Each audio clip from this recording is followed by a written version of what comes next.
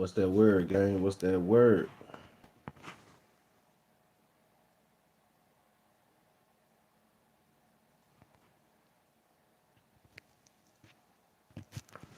What's that word, gang?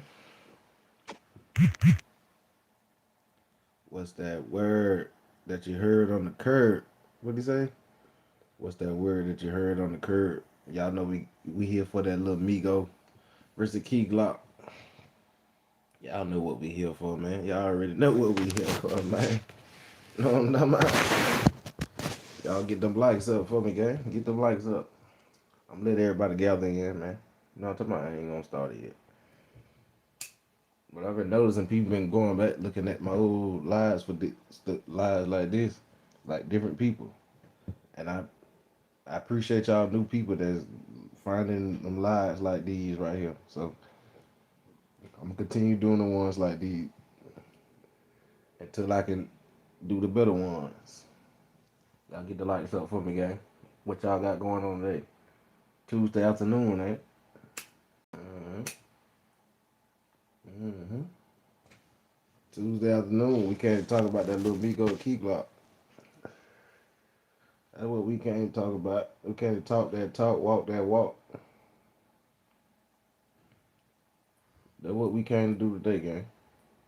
Talk the talk, walk that walk. Straight up. I'm gonna get people trying to get in there, bit. Y'all already know what it is, man. It's Savage, man. It's your boy Savage. Y'all already know who it is, man. We finna get it started, gang. I'm getting everybody time to build up in that bit.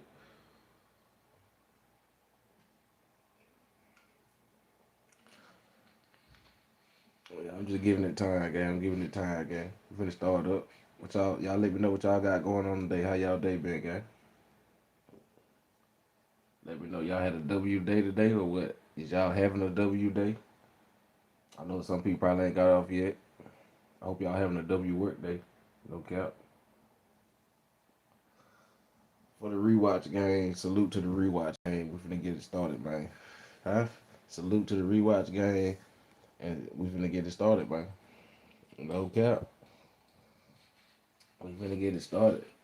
Shout out to that whole beef that's going on with Paper Route and CMG. Shout out to them. Shout out to them, you know.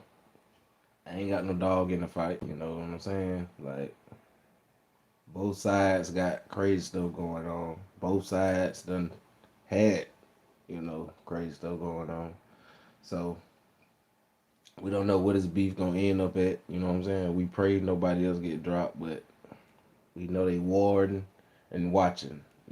They doing the two W's right now. Paper Route and CMG, they warding and watching right now. Yeah, they warding and watching right now. Straight up. Yeah, that's what they doing. They warding and watching right now, guys. Paper Route, CMG, them boys watching. They watching.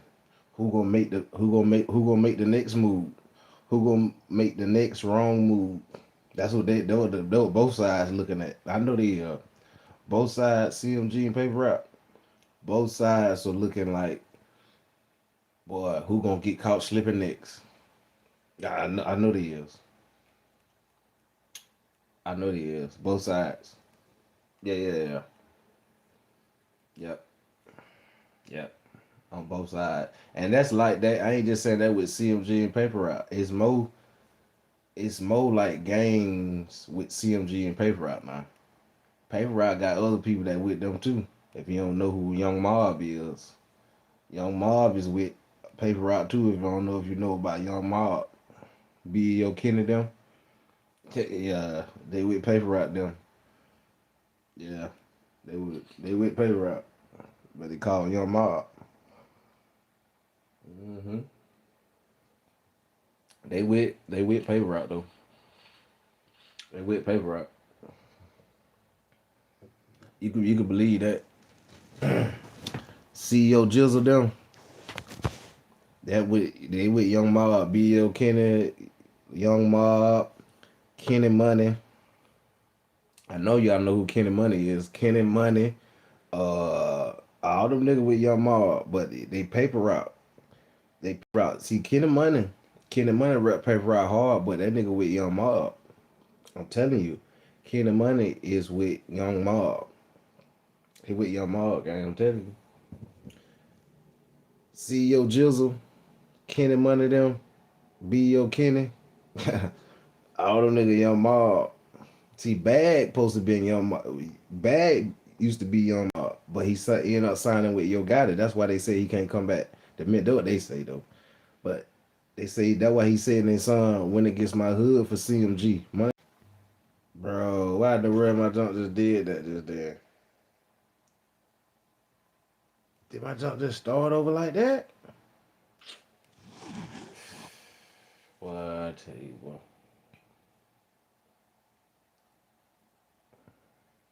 That bad boy said reconnect just there. I don't even know if nobody hit me no more. Hold up. Let me see something. Hold up. Let me see if we still in the building, gang. Cause every time my phone do that, the sound go out. Let me know can y'all hear me because the sound might not went out now. Can you hear? Damn. Every time my phone do that, the sound go out. I'm finna see if the sound up. Let's see if we got the sound up. Let's see if we got the sound in it bit. Let me see, do we got any sound?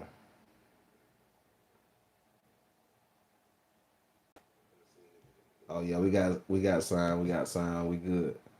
Alright, let's get into this paper route. See this key Glock, little Migo, back and forth. Paper route, CMG, heavy count. You know, Lamigo signed with Black. He signed the Black Youngster. Yeah, Lamigo signed the Black Youngster. What's up, Kayla? Kyla? What you got going on, gang? Salute. Good to see you, gang. Good to see you stopping by. No cap. W Savage, man. W Kyla, no cap. W Kyla, man. I'm glad you came by. Glad you stopped by. No cap. On the bus? Okay. I hope you had a W day. Yeah, I hope you had a W day, man. No cap. I hope you make it home safe too. Make it home safe, and I hope you had a W day. No cap. I know how I go. It was okay. Oh, you said it was. It was alright. Oh, I see what you saying. Not gang. You saying um, it was good, but it could have been better. So I understand what you're saying. What's up, my boy Unknown in the building? W, my boy Unknown, man. W, boy Unknown in the building. No cap. W to my boy Unknown, man. What y'all got going? Oh, you say you on the bus. Unknown, what you got going on? People are rude. Yeah, they is. That's why I could tell when you said that. You say, oh, it was okay. She on the Diddy bus. Chill out. I hope not. What's up, Night Rider? What y'all got going on? Hit that like button, subscribe button for me. We finna get into this Key Glock and Lil Migo news, though. Yeah. We finna get into this Key Glock and Lil Migo, man.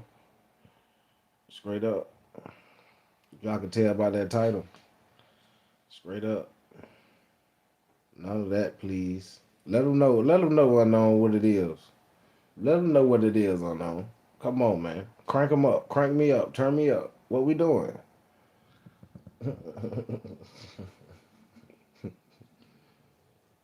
Brett say he ain't having it. He's not having it. Not today. Unknown say he ain't even having it.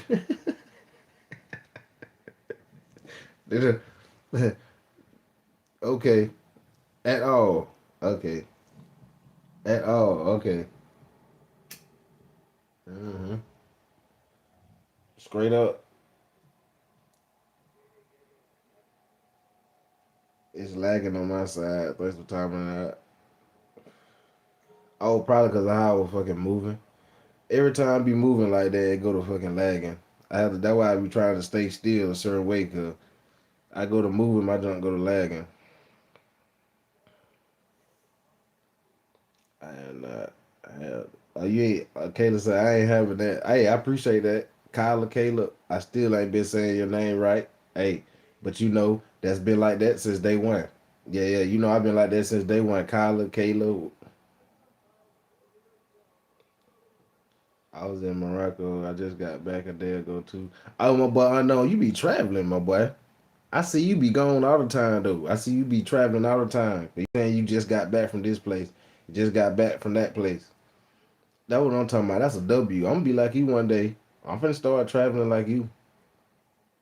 I'm about to start traveling like, oh no cap. I'm finna start traveling like you, gang. No cap. Yeah, was in Turkey week before. Oh, you were down there in Turkey? How was it? How was it down there though? Down there in Turkey. W Turkey. For real, for real. What it say? For real though.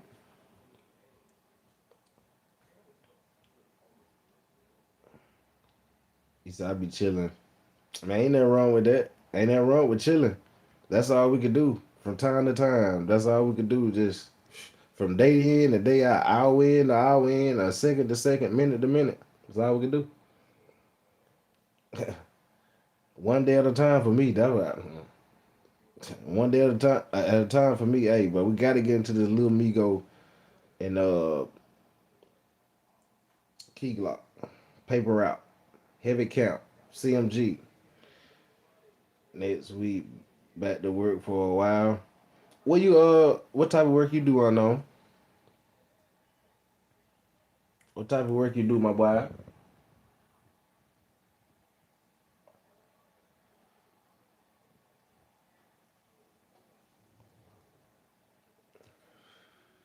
Next week, back.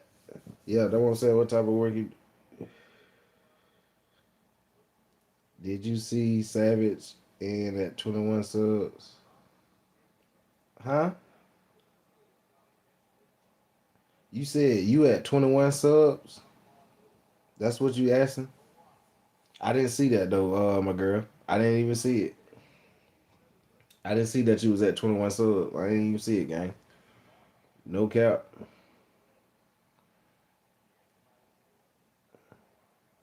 Yes, sir. We gotta get into this live though. Look into the key Glock, little Migo. Let's get into it. Let's get into it. We gotta get into it. We gotta get into it real quick.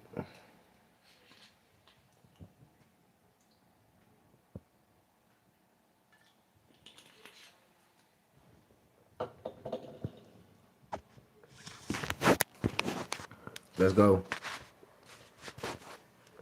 Let's go. Straight up biatch. Hey, go sell some her. You remember you was selling her and shit in high school? Lame ass. You a hoe.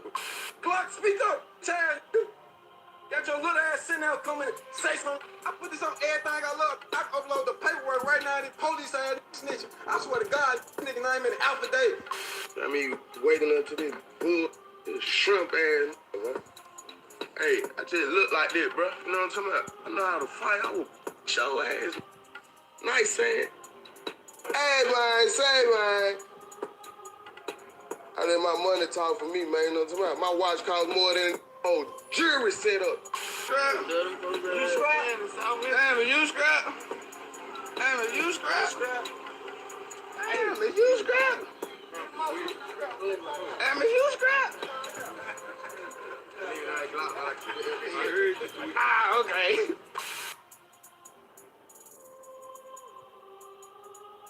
Yeah. Butter right out, hey, bro. Oh, God. What up, gang? Back with the real. You know what's the deal. Memphis is no stranger to hip-hop. The city has impacted the rap game with a unique sound that has seen the birth of many stars like the infamous 3-6 Mafia, Project Pat, Gangsta Boo, and one of the most notable ops to PRE, Yo Gotti. The current generation of rappers that are coming up are doing justice to the Memphis name. And one such rapper that is blazing the trail to the top is also Young Dolph's protege and cousin turned brother, Key Glock. But his rise to stardom has been littered with legal trouble and pain, especially with the passing of Dolph. But now we're going to take a look at the life of Key Glock. And after this vid, you're going to realize why he next up to run Memphis. Let's chop it up and break it down. Coming straight out of South Memphis, Markevius Cathy, also known as Key Glock, was just a kid when he lost his single mother to the prison system. He was only 16 months when she was locked away for 15 years, and his father was in and out, never really taking the time to be by his side. His mother, Tamika Kathy, wasn't called Mama Glock for nothing. She was really with it when it came to providing for her family. Wanting better for her son, she needed something more than doing hair in her kitchen. The streets provided a solution, so she took it. And everything went smooth for the first couple times, but you know how the streets do. The more you gain, the more situations you get that can go bad. While hitting the lick with some girlfriends and probably bumping some gangster boy in the chat, cops caught her lacking and sentenced her to 15 years behind bars. No bond, straight time. She held it down like a G and did her big. Friends call me Mika. Those people call me Mama Glock. So I'm Tamika, Mika, Mama Glock, and all that. That's who I am. I was a single mom, just a little baby. I was just doing her in my kitchen. And I wanted better for us. So I did things, and I ain't never get caught for it, and I continue to do those things. That Key Glock mama gang. Happened with me and some other females, and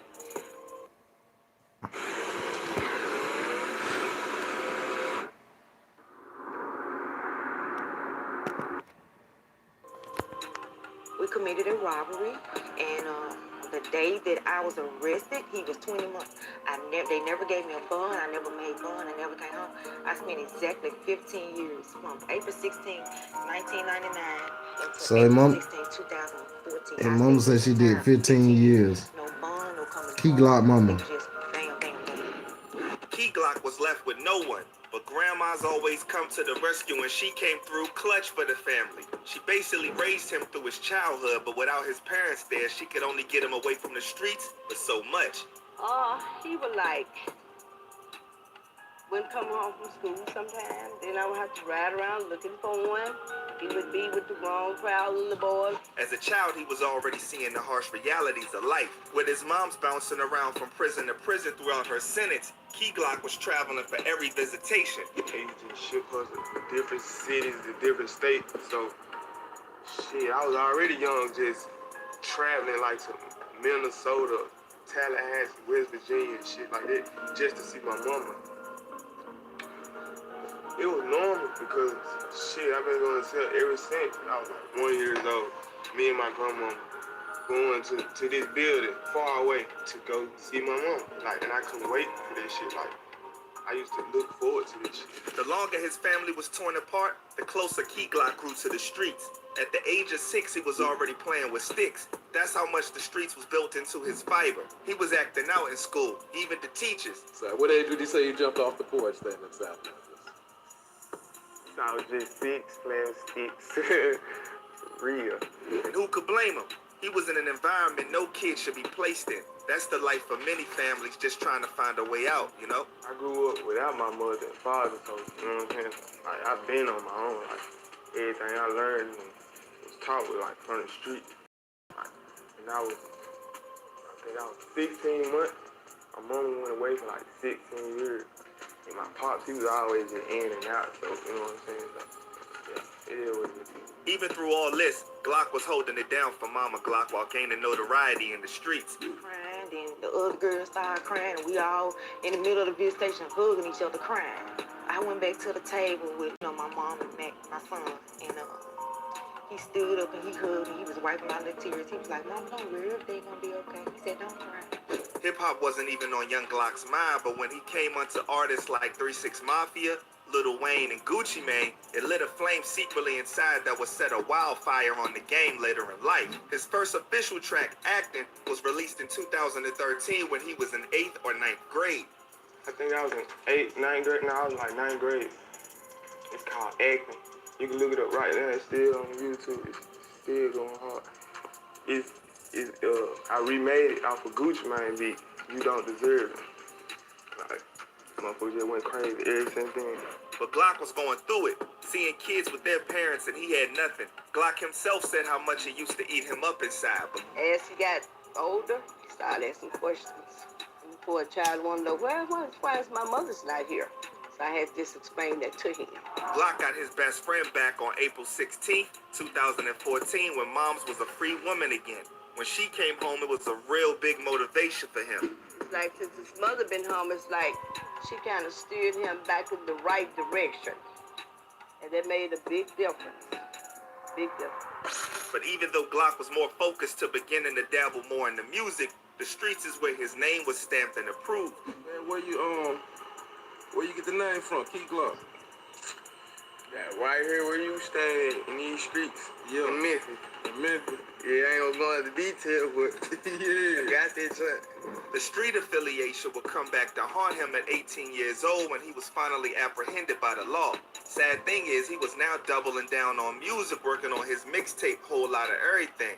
March 2016, the Shelby County Sheriff's Office arrested Glock in a shooting at a local nightclub where 3 people, 2 women and 1 man, were injured by shrapnel from the gunshot. It's reported Glock opened fire into the ice bar and grill. An arrest warrant would go out for Markevius Cadby, also known as Key Glock, and he would be caught and charged with 3 counts of aggravated assault. He did his little bit and was back on the streets. Key Glock would get his head into the game, still in the streets but more on the music. Still not 100% on pursuing that career, but everyone around him heard his talent and pushed him in that direction. I think music was fate because the right person was in his life, young Dolph. Dolph and Key Glock are blood cousins, but Key Glock had an independent mindset. So even if him and Dolph were like brothers eating and chilling at their uncle and auntie crib, he never tried to eat off Dolph's plate through music. We cousins, like we family through marriage.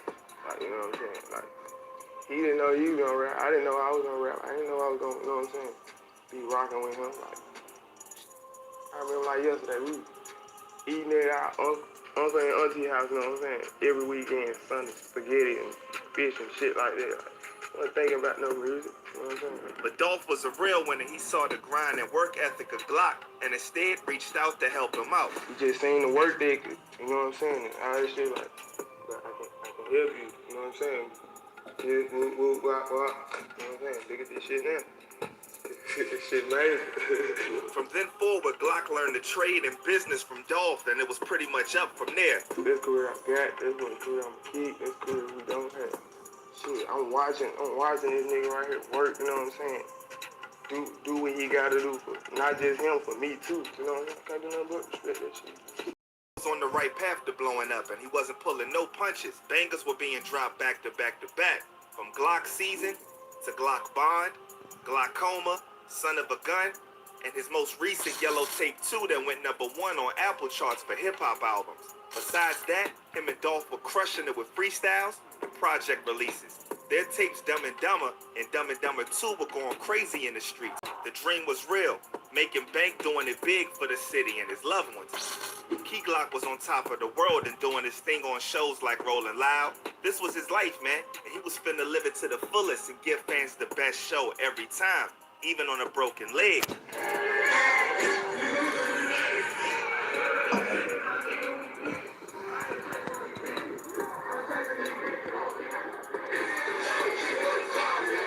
Glock really just like Dolph in a way. They both got that same humble mentality, even though they stars. They never forget Memphis and always remember the city. So how does it feel to be able to, overcome the struggle, man? Be able to make it out of South Memphis, be able to sit here on this port, being the successful man. I ain't gonna lie, it's a blessing, but I'm still humble at the same time, cause I make sure I always go back to where I came from, like physically and emotionally and mentally. You know what I'm saying? I remind myself, like. But just like Dolph, that good heart can up the score if someone tries them. Like, you know what I'm saying? But that's just what kind of heart I got until you cross me, until you play me, and it just take one time. I don't give nobody no extra chance to play with me. And that was the case with CMG affiliate Lil Migo. The two often got into it online, going back and forth, dissing each other. Broke ass, I've been hustling. Everything you got, get dog bought for your check. Remember this? You ain't never chopped. I came in with money. You ain't coming in shit. Boy, man, you 5 years. Nah. Boy, you a straight up biatch. Hey, go sell some her. You remember you was selling her and shit in high school? Lame ass. Ho. Things started to escalate to where talks were coming up about banning dudes from the hood and inciting smoke. Key Glock wasn't going to back down and pulled up ready for it. And my all hit Jerry wrong in the hood. To the This ain't even had. Somebody had said he can't even come to Friday. That's crazy. They said he can't do no show on his CD. He can't. A lot of that what I heard. A lot of niggas saying he can't do this. He can't do that. Damn, he in my hood though. He in the grove right now. Ain't he? We ain't real grove. In the bay, ain't it? In the bay, ain't it? While that beef was brewing, Glock was keeping the pressure on Black Youngster as well. Glock was a rider, man. You know Dolph had it out for Gotti and Black Youngster in their beef where an attempted hit failed twice on his life. Key Glock wasn't backing down for his homie and brother. Black Youngster dropped the diss track I Met Take Key first. What many didn't know was this was a subliminal at Glock, who knew Take Key from high school days and collabed with him when he came up. If you don't believe me, look at how quick Key Glock was to hop in the comments and call cap on Black Youngster promoting the track. Glock wasn't with the foolery, and as far as he's concerned, either you with PRE or you against him. Nah, it's you either with us or against us. Ain't no monkey in the middle. And he always rode strapped with a couple hitters around him for the occasion. You scrap? Damn, is you scrap? Damn, is you scrap? Damn, is you scrap? Damn, is you scrap? Ah, okay.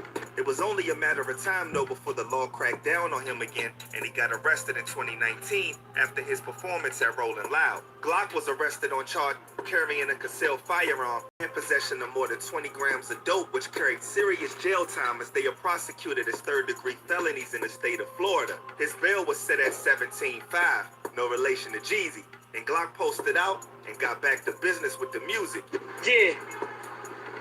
Right now, hey, bro. Oh, God. He was enjoying his life with his bro, Young Dolph. It was cool seeing two hood dudes making it out and being happy, enjoying their fame, yet still so humble.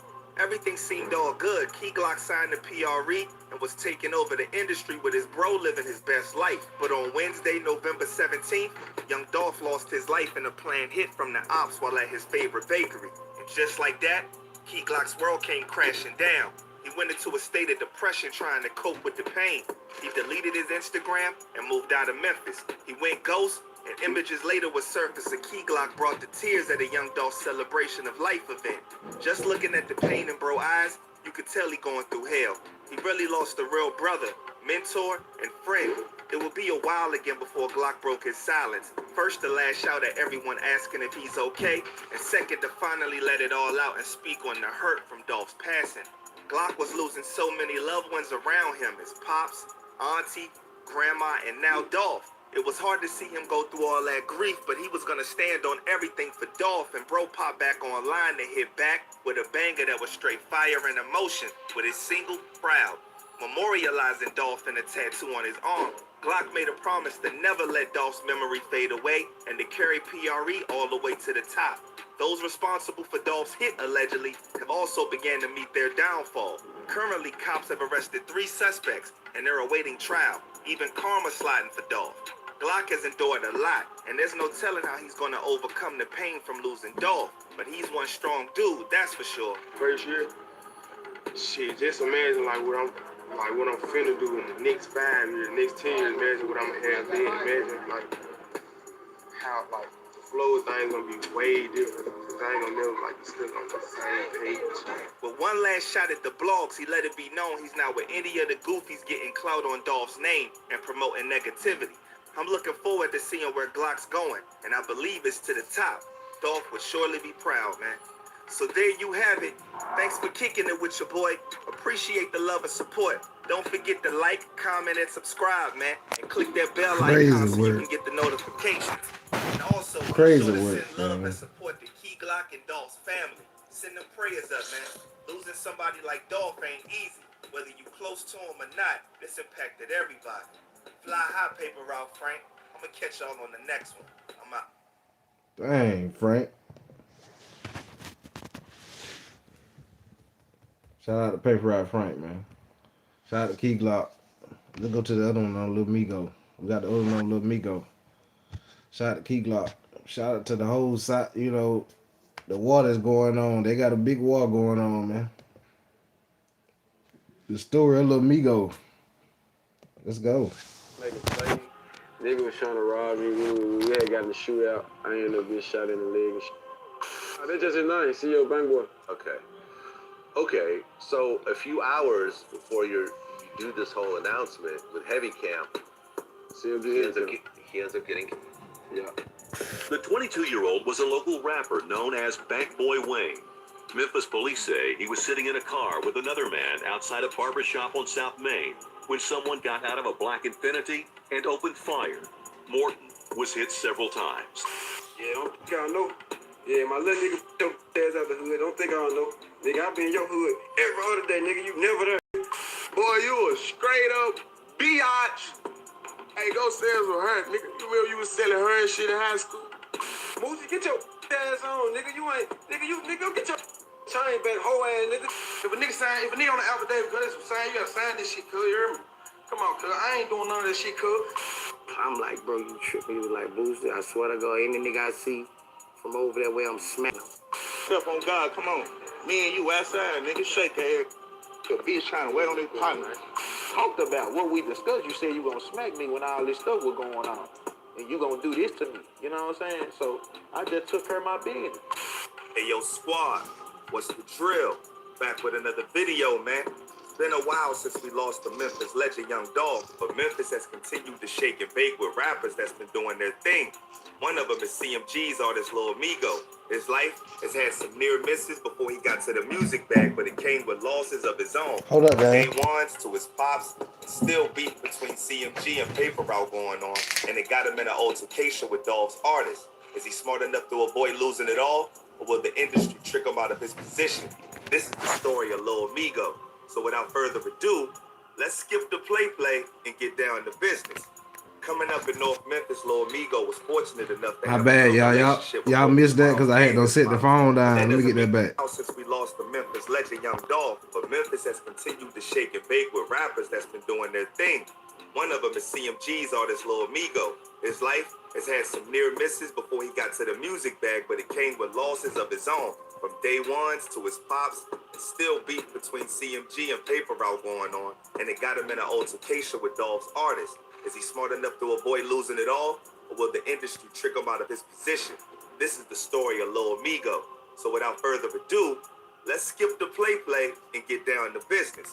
Coming up in North Memphis, Lil Migo was fortunate enough to have a good relationship with both his moms and his pops. But that doesn't mean that his life was sweet. See, in Memphis, it could get grimy, and Lil Migo was surrounded by criminal activities terrorizing the city. Like Memphis, shit, it's gritty, grimy. It's like shit, it's crime, shit, poverty. It's a lot of shit. I mean, shit, you know. Coming up in that environment made him grow up quick and become a man.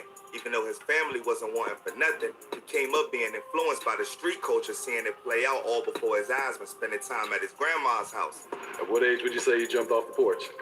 Shit, been off the porch really though, my whole life. Cause shit, like my uncles and shit. So it's like I grew with my mom, but I was always at my grandma's house in the hood and shit. So it's like I've been seeing all this shit as a young nigga growing up. So what made him go deeper into that lifestyle was seeing his unks and fam and them having the bag and driving around in nice whips. They were his role models, and he wanted to rack it up just like them. well, shit, you know, my uncles and them, they get money and shit, driving all the cars I want to be in when I get older and shit. You know, seeing that shit. Around the 10th grade, he started being for real about dabbling in street activity and hustling to get guap. When did you fall into the streets, though? Man, that shit was probably like, I always kind of been on the way, like, I was going to school too at the same time, and I used to play basketball too. So it like, man, probably I say for real, probably when I stopped hooping, probably around 9th, 10th grade, some shit like that. Lil Migo would feel the pain and losing a loved one when he was around 15 when his pops passed away. I mean, 15, I'm tripping. Hell no, it was 2010, I was 15, I'm tripping. Okay, that's a rough age, man, to be 15 years old and to lose your dad, which is really young. His pops was eating at Benihana, and he told them that he had an allergic reaction to seafood, so separate the meals when making his. But it seemed like they didn't clean off the grill from a previous order for somebody else, and they got mixed in with his meal, thus causing him to have an allergic reaction, and then he ultimately ended up losing his life. He allergic to seafood. He allergic to seafood and shit. He had went to Benihana. His daddy died on some shrimp. Separate his food and shit. You know, they supposed to cook that shit on different grills.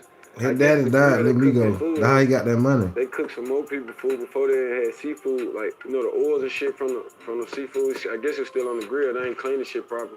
Lil Migo luckily had his unk in him to be there to help fill the void that his pops left. He made the best of it and tried to do right by his moms by going to college, but that only lasted about 2 years before he said that his life was being wasted and it was a waste of time, keeping him from the bag. You actually went to college, right? Yeah. I had did like 2 years of college. I ain't like that shit though. What's crazy is that even while he was going to college, he was still hustling, and it almost got him clipped when a deal went bad. Lil Migo and his dad. Something told you not to go over there, but you did it anyway. Yeah, that shit happened. Something told you not to go over there, but you did it anyway. Yeah, that shit happened. That shit happened. You right, bro. I was trying to. You right about that though. Play, my nigga ended up trying to rob us and shit, but we ended up having to shoot at and shit. I had got shot in the leg. He bounced back and was on his grind, but if you ain't getting ran down on, it's the boys in blue trying to catch you lacking, and they called Migo in the whip with some herb and a pole and tossed him in a cell. But he was smart though. He had his strap license, so when he went through the process, he was let off the hook with no worries. Is that your first charge? Yeah, but I got my license though. Oh, so you good? Yeah, I had my license then too, so. But you know, once you catch a charge, they take your shit, then you gotta go through. But I beat the shit and I got my license back. He was navigating the street life, but at a certain point in time, he started rapping with his bro that was already doing music, Bank Boy. At first, he was just playing around, but about a year after he got hit, Lil Migo decided to take the rap game serious, and him and his homie was aiming for the top. He used to listen to all of the lyricists, street rappers, and hustlers, and his first name was Money Man Migo because he used to rock with Money Man. But then he decided to go with Lil Migo. I call myself Money Man Migo. I ain't gonna lie, like I used to bump shit out of Money Man, like that shit was hard to hear. Like when he first came out, like I made the most money to Money Man and Lil Baby, like trapping and shit. Made the most money to them niggas. So when he first came out, like damn, Money Man hard to hear. I'm gonna call myself Money Man Migo. I'm getting money for real. So it's like I started calling myself, but I'm like, nah, I don't want to be. I don't have the same name. You right, else, so you right, Strader. I'm listening. You right. Song that sent his career up. You right though, gang. After that, there was no stopping. I see you don't like Lil Migo. I did this song called Rockstar. Like that was the song that popped it off for me. Right. So Rockstar, that was your first hit. Yeah, that was my first take, like the one that got me out of it. Caught the attention of the record label CMG. Fellow Memphis rapper and CMG artist Black Youngster would call him, which led to him having a meeting with Yo Gotti after Gotti posted that he wanted to sign him for 500 bands. They would link up and make it on stage with an official announcement that Lil Migo was now family in the CMG home. And I also want to say, welcome to CMG Heavy Camp. My good nigga right here. Let's go. It was a moment. Y'all smash that like button for me, gang. But a tragedy in the midst of all that took away all the joy of that moment. The same day that he was gonna make his big announcement, his homeboy ended up getting hit up, hanging with some people he ain't know, headed to a barbershop that he wasn't familiar with. He was with his partner, not knowing that his partner had beefs of his own and the ops were trying to take his head. They went to a barbershop where he wasn't used to going. They pulled up for his homie and let the hammer fly. Sadly, CEO Bank Boy was the one that lost his life in the altercation. Because when they pulled in, the car was facing the building, so like, they back turned anyway, somebody did pull behind them. So the car pulled behind them, they hopped out shoot, and shit, pulled off. The news reported that CEO Bank Boy was in the car with old boy when the shooter got out of the black Infiniti and sprayed the car. The 22-year-old was a local rapper known as Bank Boy Wayne. Memphis police say he was sitting in a car with another man outside a barbershop on South Main when someone got out of a black Infiniti and opened fire. Morton was hit several times. Footage of the Merkin was released showing the hitter open fire and the car speeding off. Lil Migo got the news and broke down. It was their time to shine. He made it, and he was finna take his homie to the top too. But instead, he had to watch his homie lifeless. Yeah, I was in the car crying. Like, I just got off the phone with him, I was crying, like, because, well, then after they, like, when they called, we actually had pulled up to the scene where the shit had happened. That's it, I could just been doing this so long, I could tell easy. Facts. And that's when they were like, he did and shit. And I had walked up to the side. I had broke down crying right there. As if that wasn't enough hurt to be going through, Bank Boy's family stopped rocking with him because they accused him of selling out to the Illuminati for fame by sacrificing CEO Bank Boy so he can get the CMG deal. I'm already having money. Like, what?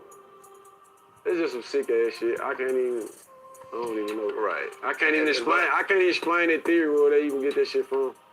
Right. Bro, just said that. You just said that, Scrader. I guess they started claiming that it was a Illuminati sacrifice. Yeah, like, I ain't even signed a real record deal, you thinking of some Illuminati shit like you.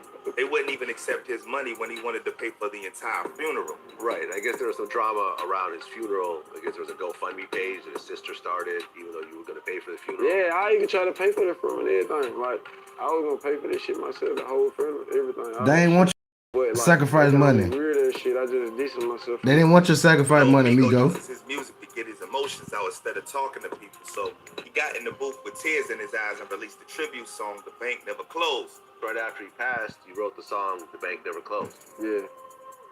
Yeah. And you were crying while you were yeah, I was crying. together. I was crying when I made this song. Like, I put everybody at the studio when I made this motherfucker. Like, I really did crying as I'm finishing my. Ain't it? That real? Nah, they said they wouldn't give him. They wouldn't let him. You can hear pain in my voice. The family wouldn't let him pay the money. That's why.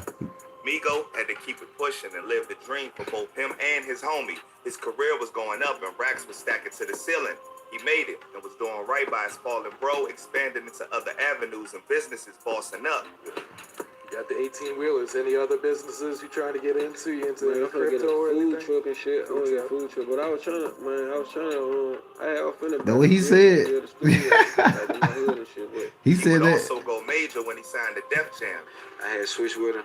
And, you know, shit, now we're here at Def He Jam. said he tried to pay for the whole funeral, gang. Nah, it feel good because, like, to be here and just to be able to do this shit early at a early point in my career. I mean, to me, this mean I got far shit. I'm doing it now and then later. In an interview, Lil Migo would clarify that his deal with CMG was more like a management deal, but the street politics started getting in the way of the vision. CMG was famously into it with Paper Route, more specifically Yo Gotti and them versus Young Dolph. Lil Migo always kept away from the beef for talking ill on Dolph after he was murdered. Is there any issues you feel with Young Dolph, or is that their issue, not yours? I don't know that nigga. He lying. Look what he said. Young Dolph's cousin Key Glock would post a snapshot of a message from said, I don't know that nigga. talking about snatching Lil Migo chain, and he co-signed it. That's when Lil Migo would respond with a message of his own. Migo then tried to test Key Glock's gangster by challenging him to do a show in the city. Glock wasn't having anybody trying to little boy him and check his status. And he shot back with Ain't that Mount was on Young Dolph? From there, it just Hold got up. out of control. Let go. Hold up, gang. Hold up, gang. Hold up. Wasn't that Mount on Young Dolph? Yeah, my lip. Hold up, gang. Glock wasn't having anybody. Wasn't that Mount on Young Dolph? Didn't they say it was 100K on Dolph head? Now let's go back to when Grove Hero said, he said, this has got something to do with Lil Migo, Black Youngster, and Juke. Come on, gang. Come on, gang. So y'all put money in? I believe Lil Migo and Black Youngster put money in, bro. That's why we ain't seen Lil Migo. I meant Black Youngster.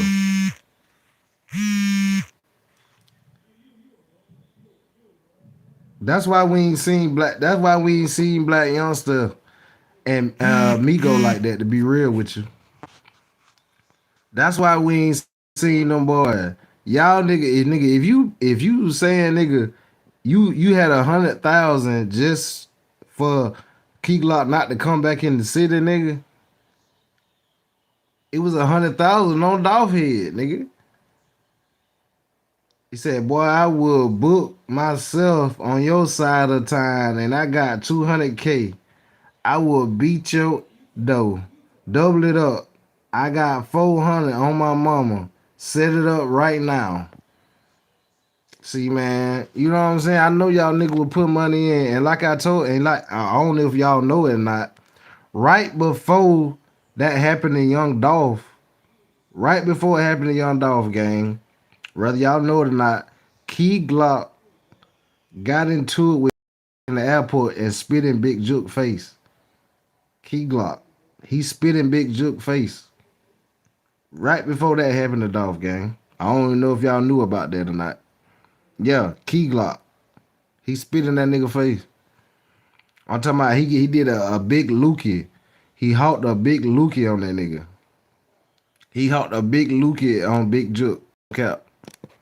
Like trying to little boy him and check his status. And he shot back with a response the same way. From there, it just got out of control. The two was online dropping They're the names one that keep the screws into the whole plan. He was Don't think I know. Yeah, my little nigga put your bitch ass out the hood. Don't think you I right. know.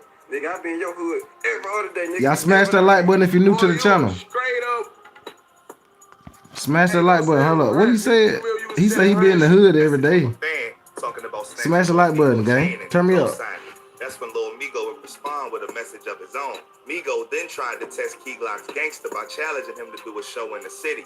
Glock wasn't having anybody trying to low boy him and check his status, and he shot back with a response the same way. From there, it just got out of control. The two was online dropping vids, going back and forth, dissing each other. Yeah, don't think I don't know. Yeah, my little nigga put your bitch ass out the hood. Don't think I don't know. Nigga, I be in your hood every other day, nigga. You never there, nigga. Boy, you a straight up. Hey, go sales with her, nigga. You remember you was selling her and shit in high school? And Migo wasn't playing either. He even went at Big Moochie Grape's head top as well. Moochie, get your ass on, nigga. You ain't, nigga. I ain't better. That now got him heated, and then he hopped on the gram to send shots at Lil Migo too. Big Moochie Grape came in Lil Migo bag, exposing him for not being a trapper, saying that he got all his money because of the payout when his pops passed that Benihana. Your daddy died off a piece of shrimp. That's how you got all that money. Come on, man. Tell them all your daddy died off a piece of shrimp. That's how you got all that money back. You ain't get. The beef was getting mad disrespectful, and they started bringing family into the mix. Next we know, Lil Migo was being rumored to be a walking lick because people were snatching his chain and posting pics with it. I told. Hold up. Hold up. Didn't I? Do y'all know who this is right here? Hold up. Do y'all know who this is right here? Hold up. Y'all know who Big Moochie Grape is? He with paper out. You know who Big Moochie is? Hold on. I'm finna show y'all. I'm finna show y'all something right quick. I'm finna give y'all a big gem. Next we know, Lil Migo was being rumored to be a walking lick. Look, hey, hold up. Who this is right here? Who this is? This Kenny Money, right? Kenny Money is paper route, but I told y'all at the beginning of the live, I told y'all he with Young Mob too. Wait, hold on. I'm finna show y'all the next person that come after this one. This Kenny Money here. This is Kenny Money. Hold on right quick. Wait till the next one come up. Lick, because people were snatching his chain and posting pictures. Who is this? CEO Jizzle. They with your mob, but they paper route. I told y'all it's not. I told y'all paper route is deeper than what y'all think it is. This is Young Mob, but they with, listen, him and the other dude and BEO Kenny, they are the ones that responsible for Big Juke, allegedly. These niggas here, keep y'all eyes on these niggas up here. This nigga here and the other nigga I just showed y'all. Okay. That's all I'm gonna say. Keep y'all eyes on these niggas here. CEO Jizzle. Y'all know he got into it with Big Juke at the arena. He got into it. He got shot at the arena. This one Big Juke was living. This right before this happened to Big Juke. They got into it at the Memphis game, Grizzly game. I don't know how this nigga here snuck a scrap in that bit. Yeah. This nigga snuck a scrap in that. Big Juke crew snuck a scrap in there. Straight up. Whether y'all knew it or not. Pics of a rapper by the name of CEO Jizzle were posted up with him having Migo chain on, hinting that it allegedly got And Migo, you always getting robbed, gang. Them niggas was always robbing you and taking your shit and posting with your shit on. Them nigga posted up with your jewelry on, nigga. Them nigga posted up with your jewelry on, Lil Migo. Shaking my damn head, Lil Migo. Shaking my head. Them nigga posted with your shit, nigga. Stop it. Them nigga posted with your jewelry. See, y'all smash that like button for me, gang. Get them likes up for me. Run them likes up for me. What is we doing? snatched again. Lil Migo would have Hit that like button for Paper Rock Frank, man. Long live Young Dog, man. Them niggas come forward with Paper Rock. They knew they couldn't. That's why they had to snake him. They had to snake dog. They had to bushwhack him. They had to wait till he is not alert.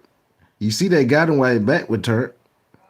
Young Dog back was turned when they got him. If you don't believe me, go look at the footage. would appear to confirm that the jewelry was his when he posted a clip with New Chains addressing the matter and claiming that his chain wasn't snatched, but they broke into his whip. Man, how you mad at the And it took a And picture. this one, he tried to say they ain't took his jury gang. They took that nigga chain, bro. They took that nigga shit, bro. Take fucking did to the nigga. He then posted a pic of how much he dropped for the new ice to flex that losing his chain didn't affect his pockets. Oh, he said, oh, so nigga, you admitted that when losing your chain and then affect your body, you went and bought a new jury. So you were down with what them niggas did to you, nigga. Man, stop it, little Migo. Internet was gonna have some laughs at that, but PRE got into the ring again and threw their licks in. This time from PRE artist Grove Hero. He told Oh, y'all know who this is. he catch anyone with them Hold up. CMG chains on Hold that up. was beat. He gonna Hold smack up. This the top for the new ice hold up. This the nigga right here. didn't affect his pockets. Hold up. You know the internet was gonna have some laughs at that. This the but nigga that PRE smacked got Lil into the Migo. ring Watch again this. and I'm threw finna show their licks y'all. in. This time Hey, this nigga right here smacked. This the one that smacked Lil Migo in the airport. He smacked Lil Migo, and look at his hand. They say he smacked him with this hand. I'm not picking that Grove Hero name because I ain't trying to, trying to say I don't end up like that or nothing. But they say he smacked them. They say he smacked Lil Migo with this hand here. That's what he did. They say he smacked Lil Migo with this. Oh, Lil Migo got slapped by Grove Hero. Oh, Lil Migo got slapped by Lil. Come on now.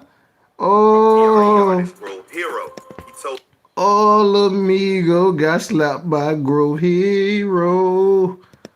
Lil Boosie that if he catch anyone with them CMG chains on that it was beat, he gonna smack him. I'm like, bro, you tripping? You like, Boosie, I swear to God, any nigga I see from over that way, I'm smacking him. I'm like, bro, niggas got guns. Yep. He like, bro, I'm telling you, Boosie, man, I'm smacking niggas. Sure enough, Grove caught bro lacking at the airport and smacked him just as he promised. Here you go, y'all. You Migo? Look at he asked her. The same nigga I just showed y'all. He pulled up on it. He pulled up on his ass at the airport. He caught him lacking at the airport. Hold up. He asked him. He said, "Is you Migo?" Watch this. He said, "Is you Migo?" Lil Migo acting scared as hell. Look how Lil Migo wrapped up. That bitch wrapped up like a mummy. God damn, Lil Migo, why you wrapped up like a mummy, boy? And smacked him just as he promised. This Lil Migo right here, y'all. Lil Migo wrapped up like a mummy. That boy wrapped up like a damn mummy in that bitch. Hey, I'm surprised Grove Hero noticed that nigga. No cap. Boy, I'm surprised Grove Hero noticed that nigga, boy. How in the real noticed that with Lil Migo in that bitch? Ain't no way that nigga dressed up in that bitch like a ninja or something, boy. Damn. You Migo? Look at him. Hey, what you want to do? Cause I heard. Okay, come on, I'm trying to call your partners, bro. Oh, he finna smack him. They didn't show it. Or the sucker punch and dipped to the cops when they was nearby. Grove though called Cap and said that he ran up on bro because Gotti's brother put a bag on his head. If I see Juke, if I see Gotti, if I see Nigo, if I see Youngster. Remember I told y'all just then? That he said that it was Lil Migo, Big Juke, and Black Youngster that put the 100,000. I meant that had the money on the Dolph. And he had a bag on Grove Hero too. Grove Hero, listen. Big Juke had 40,000 on Grove Hero head. Yeah, he put 40,000 just on Grove Hero head. Yeah. I don't know if y'all knew it or not. Yeah, you see what they say? Grove Hero says, "Yo, got it, brother. Big Juke put a 40K on his head. 40K. And it was 100K on Dolph head." Stop it, gang. Who we gonna listen to here? The paper route members or the streets? I mean, or the internet? I'm gonna listen to them paper route members. Cause I think they know a little something. I'm gonna listen to them paper route members. That's who I'm gonna listen to. I ain't gonna listen to them nobody don't know what the hell they talking about.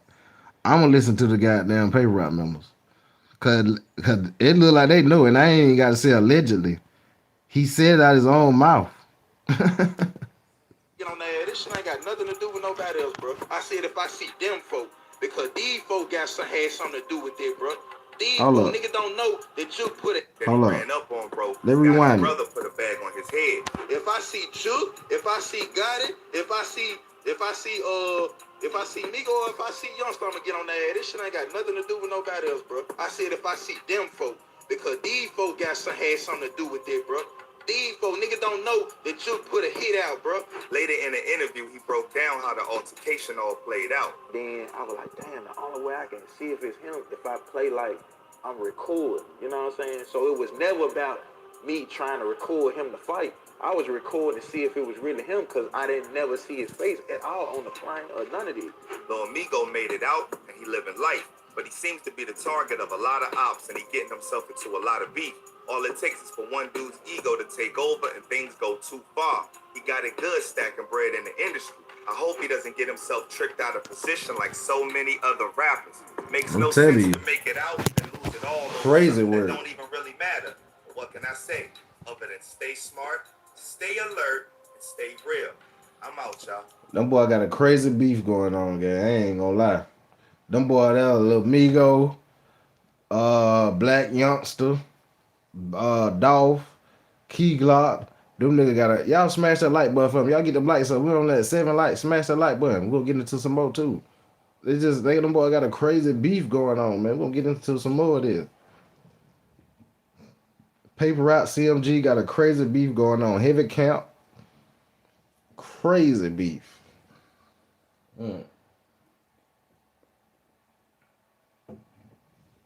We gotta get into some more of this content. Let's get into some more of this content. What y'all know about that boy, Big Boogie? You know he's CMG too. Y'all know about that boy, Big Boogie?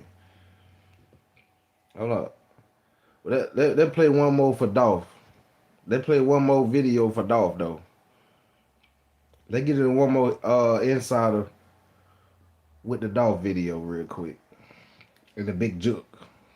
Yeah, we gotta throw them 2 videos into this one. Since we played the Lil Migo and the Key Glock, we gotta play these 2 here.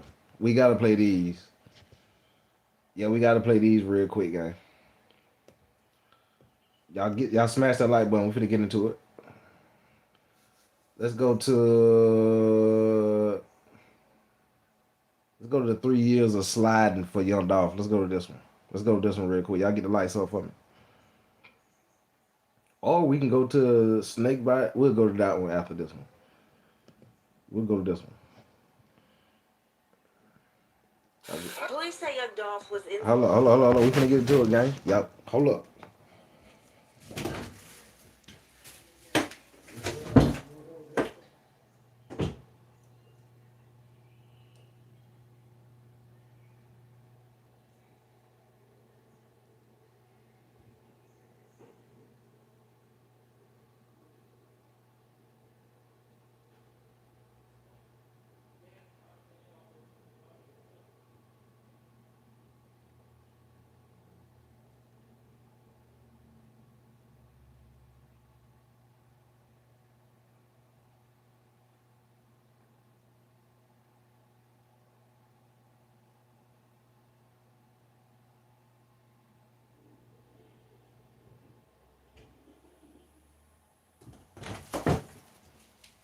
Here we go, world. Here we go, gang.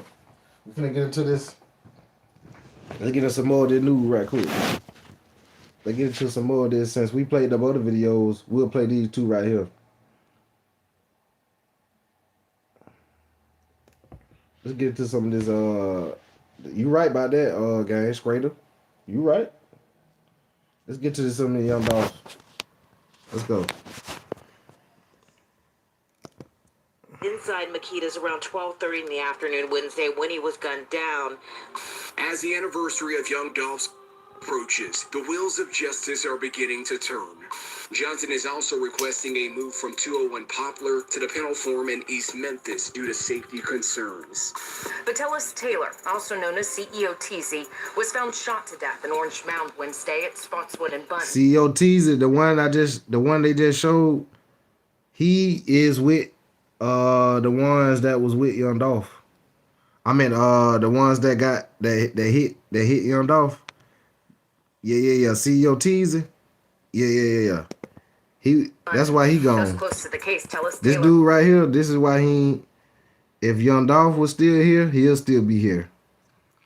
If Young Dolph was still here, he would still be here, gang. I'm just letting y'all know that. If y'all didn't know that. And y'all see what it said. Purchase of interest in Young Dolph case found unalive in Orange Mound. You see what it say? This is a news clip. Taylor is part of a group, the same group linked to the suspects charged in connection with Dolph's. As District Attorney Steve Mulroy says Govan asked for Young Dolph to be... Yeah, I know who that is. Govan has been indicted and is in custody for being involved in the Young Dolph. He played the role of the person who solicited the murder. Find no bitch beside two real niggas. Two real niggas with a in the middle, man. Good evening, Daniel. Well, at least 5 police sources have confirmed with Fox 13 that the person is Anthony Mims, also known as Big Jook. Now, Big Jook is the brother of rapper Yo Gotti. They've literally been in Memphis for 3 straight years. Big Jook, gone. Hey, yo, squad, what's the drill? Back with another video, man. Well, it seems like them boys ain't playing about Dolph because ever since he got murked by his ops, his alleged assailants have not only the law to worry about, but Dolph's people viciously spinning the block looking for him. Now, one of the headest of honchos has been targeted and caught lacking, and where it is, he's another casualty of get back for Dolph because he was the one who put the bread on Dolph's head, allegedly. And guess who he happens to be? Dolph's biggest ops brother, Big Jook. Just how many bodies dropped who was involved in Dolph's hit? We're gonna find out. So without further ado, let's skip the play and get down to business. Every street rapper claims that if them or their mans get caught lacking, it's gonna be bodies dropping on the ops side in retaliation. But all them boys gone and now one of their mans slide on their ops. I guess dudes thought that was the same for all rappers, but nope.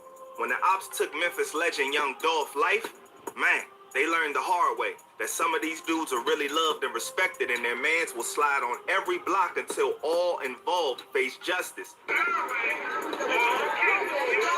Police say Young Dolph was inside Makita's around 12:30 in the afternoon Wednesday when he was gunned down. Street justice, that is.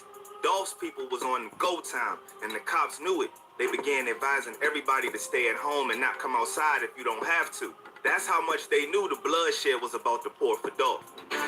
Tonight, we strongly encourage everyone to stay home if you do not have to be out. The Memphis police chief is asking everyone to stay home tonight after rapper Young Dolph is gunned down at a South Memphis cookie shop. There will be extra police presence in many parts of the city. Police even beefed up presence in front of Yo Gotti's business, expecting bullets to rain down. Memphis Mayor Jim Strickland says there is a team of people right now trying to keep the peace and stop any more from happening. Yeah, they're trying. Their efforts seem to have worked last night. But extra police presence wasn't stopping anything from going down. As much as they tried, it just didn't work. Dolph was taken out on November 17, 2021. By December 2021, a study showed that Memphis became one of the most unsafe cities in the country with a rise in homicides. A new study finds Memphis is the most dangerous city in the country. This report comes as the Bluff City is on pace to surpass a record number of homicides. The first target was an example for what's to come for anybody involved in Dolph's hit or involved with the people in Dolph's hit. Comedian Darion D. Money Childs joked about Dolph's passing on an online post. A week later, they already spun the block on him. That pole on waist couldn't stop the streak of revenge that started. January 2022, a rapper who was signed to Moneybagg Yo and who was the cousin of Big 30 by the name of Big Newski was wed up. According to Memphis Police Department, the shooting happened at the New Horizon River Apartments located at 3723 Kazasa Road around 7 p.m. When the bullets stopped, the 26-year-old man was murked from the shooting. The New Horizon River Apartments in the 3000 block of Kazasa. Now, what we're being told is that police were dispatched here about an hour ago after getting a call about gunshots being fired in the area. Now, what we do know right now is that police are reporting that one male victim was shot here on this scene. Big Newski was said to be connected to Justin Johnson, aka Straight Drop, who was currently one of the dudes charged for Dolph's homicide. 2 photos online brought their connection of the suspicion. When it seemed, they both posted pictures standing in front of the same whip. Straight Drop on hearing Big Newsi's passing posted a pic of him online saying, "Lost my brother, fighting to keep my head up." They were feeling the pain now, but Dolph people wasn't done yet. According to sources, Straight Drop and the dudes charged with Dolph Hit don't only have ties to CMG and Yo Gotti allegedly, but they also affiliates of the Memphis gang Trula Mafia. And the OG of the gang is said to be a dude named Joshua Taylor, aka CEO Teezy. What's crazy is that Teezy was also on the cops' radar for the Dolph Hit. Well, he wouldn't be a living target in time to come. On June 14, 2023, reports state that officers responded to a man down call at Spotswood Avenue near Bunton Street at 12:56 p.m. They found Taylor suffering from gunshot wounds. He was deceased at the scene. Reports continue, though, saying that people who live nearby believe he was actually shot the night before and was just discovered lifeless in a car near a church around 1 p.m. Vitellis Taylor, also known as CEO Teezy, was found shot to death in Orange Mound Wednesday at Spotswood and Bunton. Those who live nearby tell us Taylor was actually shot the night before, discovered lifeless in a car hours later. News reports would claim Teezy to be a high-profile gang member, and once more publicly linked Teezy to the group that murked Dolph. YouTube journalist King AK also spoke on the alleged hit that went out on Dolph and said Straight Drop would have got the go-ahead from Teezy. By taking him out, Dolph's people Salute my was boy taking out their gang in that bit. Teezy ain't just no gang member. Salute my dog gang. Teezy was Von the in that head bit. nigga of Trula Mafia. Do y'all understand what that means? I told y'all. If anybody I told y'all Teezy was the head. Trula got anything to do with Young Dolph death, Justin Johnson.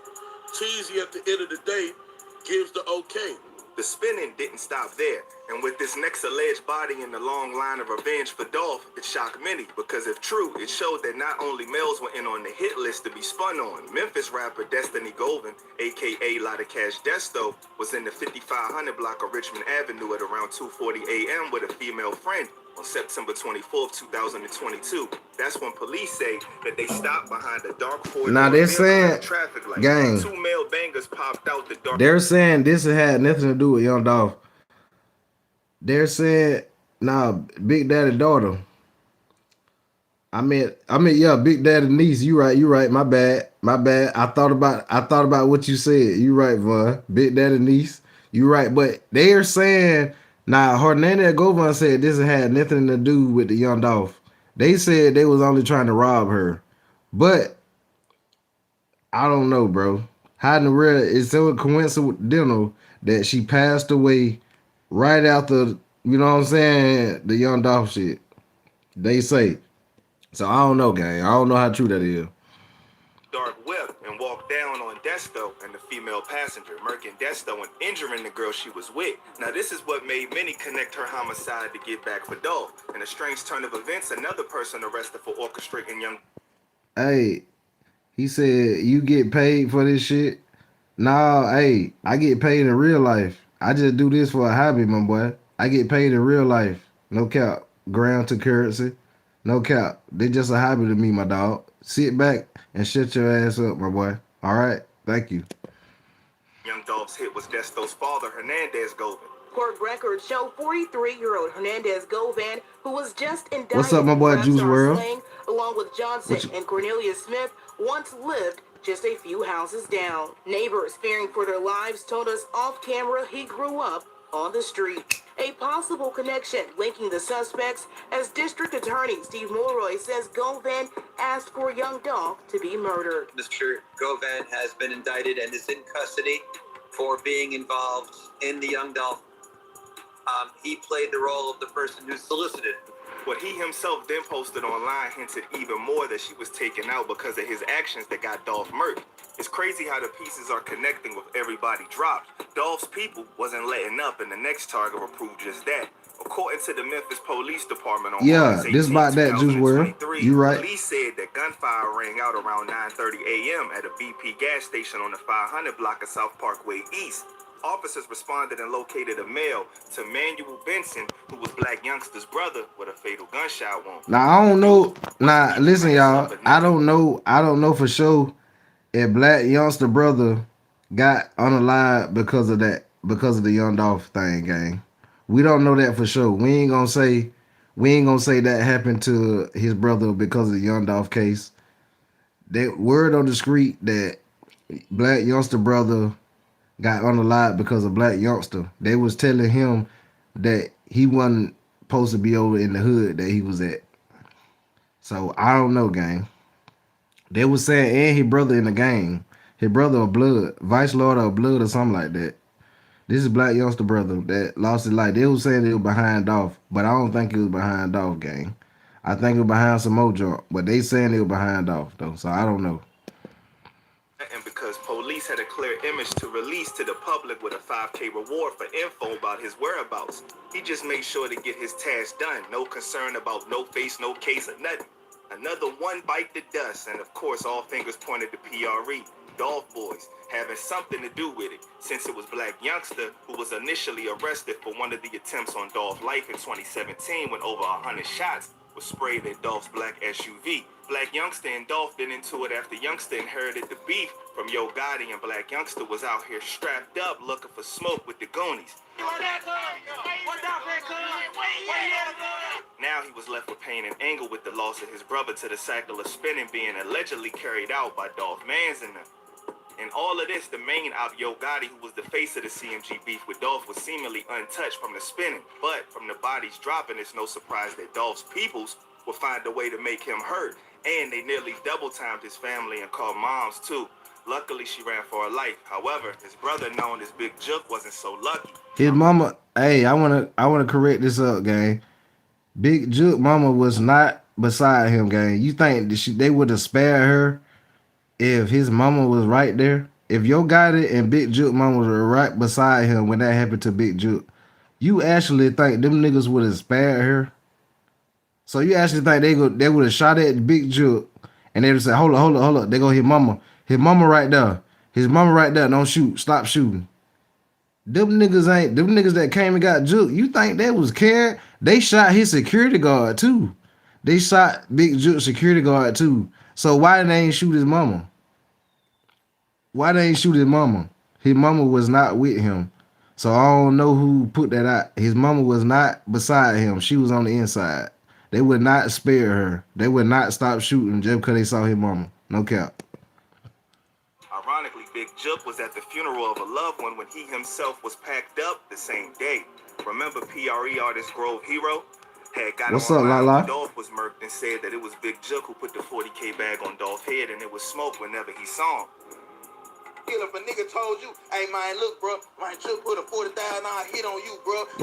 What you got going, Lala? Come on, bro, I'm standing on there. Bro, I'm not no shake ass nigga, bro. Ain't no nigga finna tell me a nigga put $40,000 on my head and I'm finna do this, bro. Anybody that associate with you, and this ain't got nothing to do with them other folks, bro. It's certain folks that got something. Listen now. It's Jook, and God it really ain't got nothing to do with this shit. But Jook is his brother. It's Jook. It's Migo. It's Youngster. Y'all think so? Do y'all actually think Jook, Migo, and Youngster put a bag on Dolph? What y'all think, gang? Do y'all think them niggas came together and put that 100,000 up? If you split 100,000 three ways, what that is, gang? Let me know in the chat. If you split 100,000 three ways, how much you put up a piece? Y'all put that in the chat for me. Let's go. These the folks that got something to do with this shit, dog. So, they probably was fully invested in catching Jook lacking. On January 13th, Anthony Mims, a.k.a. Big Jook, and Yo Gotti attended a farewell service for their relative, OG Eric Bolden. In a video clip shared by YouTube journalist Seti Nash, both can be seen going up to the casket. According to him, who claims to have factual information, there were two dudes in the back of the church scoping out Big Juck, and they waited for the perfect moment to catch Juck lacking. That moment would come at the repass after the farewell service outside of Perion's restaurant and event center on the 6300 block of Winchester Road. Gotti luckily didn't go to the repass because he might have suffered the same fate.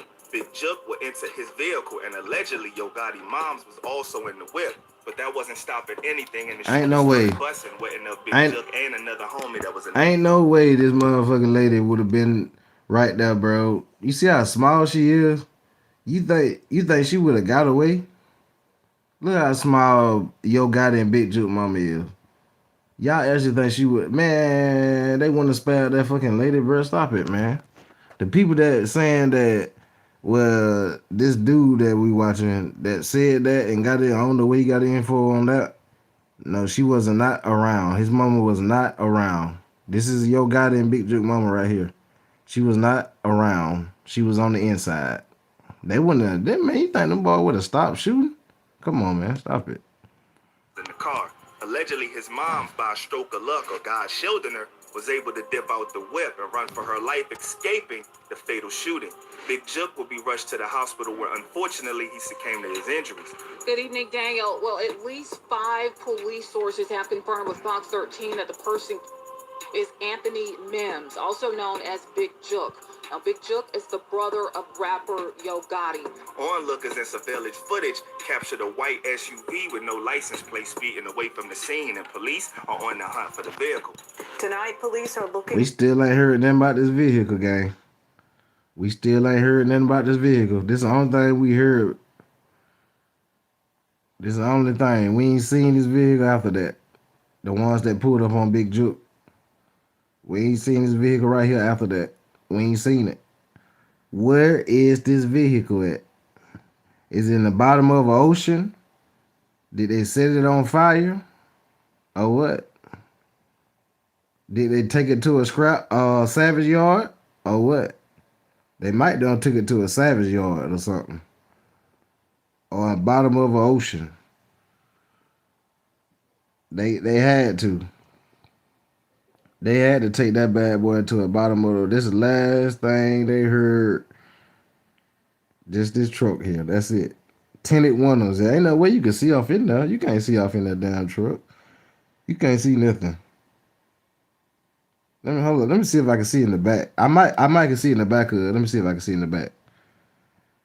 Oh man, you can't even see in the back of that bit. I thought you were gonna be able to see at least the back of it. See the least, cause you know how you can look through the back. Sometimes you can see through the front. Nigga, you can't see nothing in this bit. This bit so tinted with no tag on the back of that bit. No tag at all. We no tag back there. No tag, gang. What? Hey, what Finesse said? Cereal, no milk. Car, no tag. Yeah, truck, no tag. The boy came through one plan. And police are on the hunt for the vehicle. Tonight, police are looking for a white Ford Explorer SUV in connection with the shooting. It had dark tinted windows and black wheels. A witness told police they saw suspects in the SUV speeding away. Everything came full circle leading up to Big Juck. Looking back after Dolph's hit, Juck was one of them always poking fun at Dolph. In one clip, he was mocking Dolph passing and his artists about coming to CMG for bread. And in another video, he disrespected Dolph while filming a mural with Dolph. It's a real nigga with a in the middle, man. More info was surfaced, and it will become even more convincing these bodies wasn't just random, but all connected to Dolph's hit. Video footage hit the net showing Big Juff with a stack chilling with CEO Teasy. Then also at his personal birthday party. So the two was tight. There go your boy CEO Teasy. I'm telling y'all about. Look who you with. But that's not all. Big Juck is also seen in photos with none other than the man authorities claim to have orchestrated the Dolph hit, Hernandez Govan. No one is too high. Hernandez Govan, you ain't Big Daddy. Some people, like those who loved and respected Dolph, they'd by any means necessary slide on anybody involved in murking their mans. And these bodies are allegedly just the tip of the iceberg. Apparently the streets are saying countless bodies already dropped over Dolph behind the scenes. The young Dolph has traumatized so many people in that whole ecosystem and structure in Memphis. There's been that seemingly a revenge immediately afterwards. Remember, they said like 4 niggas got in the next 24, 48 hours. But even like, how long Dolph been dead? I think Dolph got, what was it, 2020? Or maybe 2021. Damn it. Young Dolph might have been the most loved nigga I've ever seen. Fats Burns, you right? I don't think there was more sliding about Pac, more sliding about Nipsey Hussle. He right? Nigga, this type of sliding here, nigga, is a different. Them nigga was sliding. Hold up. Let me bring it back. Slip and slide going Hold on up. Let me bring that back. He right. This type of sliding here. Them nigga was sliding. Hold on. 2020 or maybe 2021. Damn it. Young Dolph might have been the most loved nigga I've ever seen in the history of hip hop. I don't think there was more sliding about Pac, more sliding about Nipsey Hussle. Nigga, this type of sliding here, nigga, is a different nigga. These niggas got a slip and slide going on in Memphis. I don't know what the. I didn't know that Dolph was loved like this. They've literally been Memphis for 3 straight years since Young Dolph died. I've never seen some shit like this. I wonder if those involved still think it was worth taking his life. All celebrations of somebody's hits in the streets always crazy work. Let's go to the next one, gang. R.I.P. to Young Dolph and all R.I.P. Dolph, man. lives in this mess, man. R.I.P. to Dolph, man. Stay smart, stay alert, and stay real. Let's go to this one more. We got one more video. We got one more, gang. We got one more. Let's go to this one real quick. We got one more, gang. We gotta go to this one. We got one more. Yeah, we got one more, gang. Hey, the unalive and a big juke. Let's go to this one real quick. We got one more. This is the last one. Man, we gotta get up out of here. Then I'm coming back later on. We coming back later on. Let's go to this one real quick. Sources close to the family of rapper Gotti confirmed the man killed outside a Hickory Hill event center is Gotti's brother. Memphis police identified him as 47-year-old Anthony Mims, also known as Big Juke. Outsiders right now from the city. If you're not from Memphis, you ain't got no people in Memphis. Don't worry. We not worried. You feel me? All that shit y'all used to. You feel me? All that shit y'all You right, Burns. What's up, Frank? Remember when y'all used to fuck them on up? You know what I'm saying? Like, yeah, this the time. Big Juke with this too, gang. Look now. Y'all think about it now. Big Juke with this too. Now y'all can't all put this on dog. Big Juke with this too. Big Juke, he with this too. Let's bring it back. Big Juke with this too. At a Hickory Hill event center is Gotti's brother. Memphis police identified him as 47-year-old Anthony Mims, also known as Big Juke. Outsiders right now from the city. If you're not from Memphis, you ain't got no people in Memphis. Don't worry. We not worried. You feel me? All that shit y'all used to. You feel me? All that shit. Hold up, gang. Hold up right quick. Hold up. Hold up right quick, gang. Hold on right quick. We gotta set some up right quick. Hold on, gang. We're gonna get to the live video right quick. Hold on. We'll get to the last one right quick. Hold up. Let me get my setup back right. Let me get my setup right, gang. Let me get that setup right. Shit.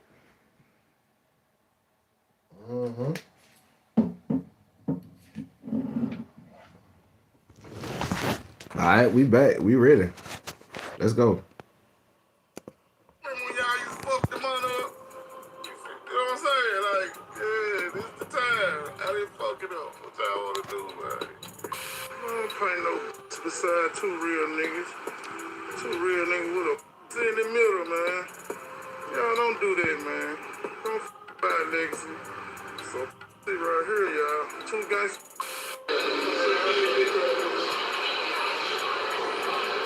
Going live, Juke. Going live. What's up, man? CMG in the building, man. Hey, we going live. What's up? Holla at me. Who the fuck with you, man? Show me some love now. Yeah, man. With my homeboy, the real Memphis. Hey, yo, squad. What's the drill? Back at y'all with another video, man. You know, last weekend, Memphis showed us once again that bad blood don't die in the streets. And this time, the one who ended up paying the price was none other than the notorious Big Juck, big brother to Memphis rapper Yo Gotti. Upon leaving his uncle's farewell service at a restaurant and event center in Memphis, Big Juck would meet his own untimely end. After being on the receiving end of 10 bullets, your boy was taken to St. Francis Hospital where he was unfortunately deceased right then and there.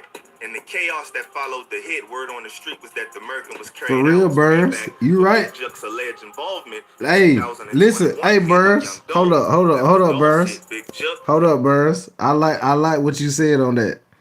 Burns, I said that, nigga. Dog, but guess what? He better be careful moving in Texas. Burns, listen, it is paper route niggas that be in Texas. For real, for real. So I'm glad you said that, my boy. I'm glad you said that about Govon. Yeah, Govon, nigga, you better keep your head on the swivel. Because guess what? It ain't never for Charles the White to give you up. You see how Charles the White done turned on everybody that he was with? Think about it. Everybody that was around Charles the White.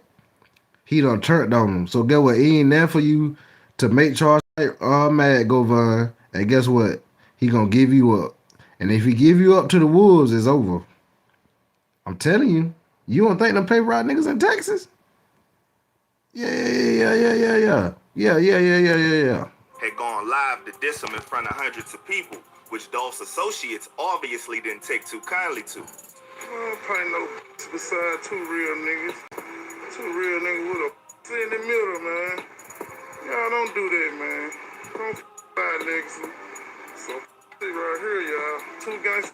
The incident is pretty recent, and the Alphabet Boys still got a lot of digging to do to confirm whether or not the hit was orchestrated as some sort of revenge play as of right now.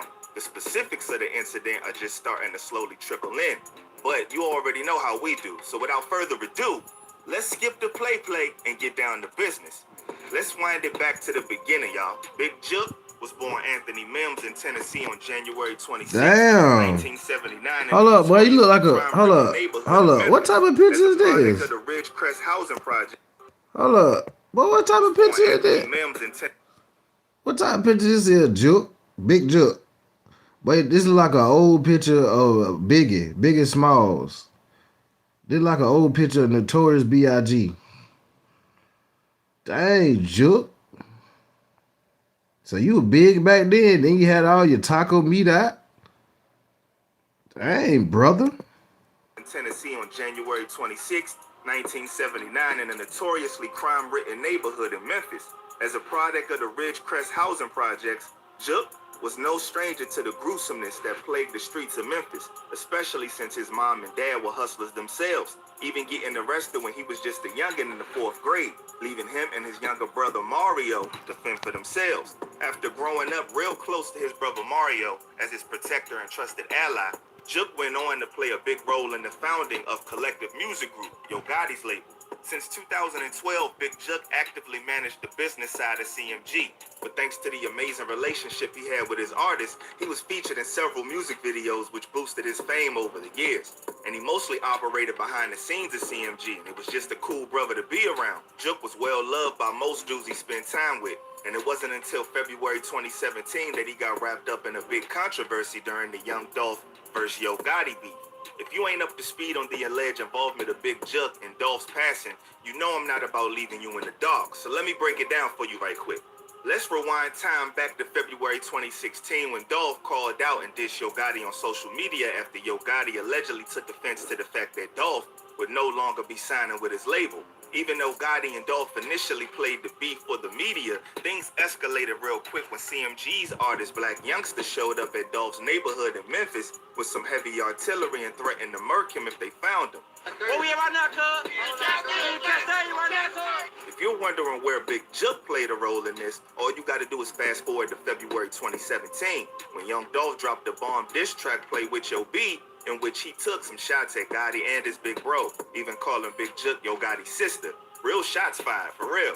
Even after surviving a shootout in which his band was hit more than 100 times, Dolph kept on dissing until he got popped again in 2017 at the hands of one of Yo Gotti's associates, allegedly. After recovering from his injuries, the next 4 years went down a bit more quietly for Dolph until his luck ran out in November 2021, in which he was murked right outside a store in Memphis in broad daylight. To make a really long story short, after Big Juk was seen in a picture with Hernandez Govan, father of the late great Lotta Cash Desto and the man who orchestrated the hit on Dolph, Juk immediately turned in to surmise, and the accusations of his involvement in those hits started getting thrown around in the media, online and by the feds. But not 1-2 shot away from the limelight, Juk then went live and brutally dissed the deceased young Dolph in what later became a hella viral video, which earned him the hate of all the Dolph supporters. I don't play no beside two real niggas.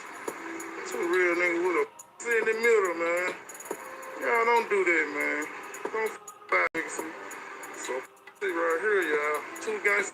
Now fast forward again, this time to January 2024. The year was just kicking off and Juk's ops was already scheming to take him down in the most vicious way. On January 13th, for Saturday, Juk was at a restaurant and event center in Memphis, mourning the passing of his dear uncle. Video that was clearly circulated by TMZ, Juk could be seen in a hella emotional state as he walked up to the open casket to say his final goodbyes to his uncle.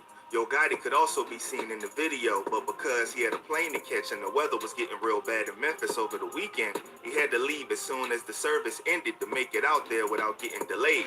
As Juk consoled his family members and did what a man does on these occasions, the last thing bruh probably expected was that just a few minutes later, he himself would be taken out and facing his own farewell service. Whatever bruh did that lit a fire under his ops, you gotta admit that running up on dude who's in such a vulnerable state following the passing of a family member is just a coward move. And that's the truth. According to a Facebook post by the Memphis PD, an officer was in the area of 6385 Winchester Road at around 4:15 p.m. that day when he suddenly heard multiple gunshots. Knowing something bad had gone down, the officer arrived at Perion's and found two males on the ground, each with multiple gunshot wounds. Both males were transported ASAP to St. Francis Hospital, and it wasn't until they got there that it was confirmed one of the males, none other than Big Juk, was pronounced deceased at 45. That's tragic. As per the police report, the other person was in stable condition. At the time Juk was hit, his mother was standing real close to the incident. She saw her son get murked right in front of her eyes. Had she had been a few feet closer to him, she would have probably been taken out right then and there too. But luckily, she was able to walk away, physically unscathed. You know, that's probably through the grace of God. During a press conference the same evening, Deputy Chef Paul Wright said that the cops were trying to see if the assailant was visible in the security video, but they couldn't make anyone out. A witness who was at the scene told the Fuzz they saw the assailant speeding away in their whip. As of right now, the cops are still looking for that white Ford SUV with the tinted windows and the black tires seen in CCTV. Even though the investigation is just getting started, many sources who were present during the shootout have already said that the assailants were the dudes that were sitting in the very back in the pews listening to the service. But right before it ended, they left to go wait for They wasn't there, in gang. the parking lot and ambush him when bruh least expected it. After dude's passing, a Them lot of niggas were not in that fans church. took to social media to express their sorrow at the tragic passing of Juk, especially those associated with CMG, like Glorilla, ESTG, Big Boogie, and even your boy Meek Mill paid his respects to the big man in a touching IG story. But while all the chaos of the aftermath of your boy's passing was going down, the post that stood out the most was made by the big man himself on Friday, January 12th, exactly one day before his hit. Big Juk posted a video of himself with the caption, "They don't want to face you, they want to smoke you. Stay alert to stay alive, watch your back at all times, put snakes on a plate and eat great, as usual." Before, the reason why Big Juk was put that post up, gang, if y'all don't know, they was texting his phone telling him he wasn't gonna leave out of Memphis alive, gang. They saw this nigga at the car show. He went to a car show the day before he got hit. And they told him that he wasn't gonna leave out of Memphis alive. That's why he put that post up. That's why he said stay alert to stay alive with all time. Watch your back at all times. Put snakes on the plate, eat great. They kept texting that nigga phone. From a text now app number. So they can't even find whoever was texting that nigga. No cap. They were texting that nigga, let him know. Y'all remember the B.I.G. story, the notorious story? When they kept in the movie, when they said, tell that fat motherfucker he ain't gonna make it out of L.A. alive. Yeah, they told Big Juk, tell that fat motherfucker he ain't gonna make it out of Memphis alive. That's what they were saying, gang. I'm telling you. They were telling this nigga that. That's why he put that post up. I'm just being honest with y'all, gang. Usual, lots of his fans went on the next day to claim bruh had even predicted his hit. Sadly, the one time Big Jook was caught slipping, not watching his back, and pretty much the opposite of alert was when his op seized the opportunity to wipe him off the map. Since the hit took place, bruh has been heavily criticized for not having enough security around him despite being a public figure. As it was later revealed, he only had one bodyguard on him at the time. One bodyguard. Like I said, the last thing you expect as you grieve your loved ones is to become a grieved loved one yourself. But that's the way things go down in the streets, man. Based on Jook's history, there's a very real possibility that the hit was carried out as payback for allegedly putting a bag on Dolph's hit in 2021 and later throwing more dirt on his name on his live. But only the streets have confirmed this so far. It's possible that even if he hadn't been taken out, the Alphabet Boys would have eventually put him in jail if they confirmed his involvement in Young Dolph's murking. But we'll obviously never know. Even if the two events are not somehow tied together, you gotta admit it's hella suspicious how similar the whole incident was to Young Dolph's hit. Almost like the assailants planned the whole thing out to make it an exact copy and paste of Young Dolph's hit. But anyway, as time goes by, real. you know we gonna hit y'all with the updates. But until next time, stay smart, stay alert, and stay real. And that's really important. Crazy, nowadays. baby. And rest in peace to everybody who lost their life on both sides. Both So at sides. that point, if they could all look back, R.I.P. to both sides. it wasn't worth it at all. It wasn't worth All it. of the melee, the destruction, the grieving families, what's it worth? What was it for? I'm out, y'all.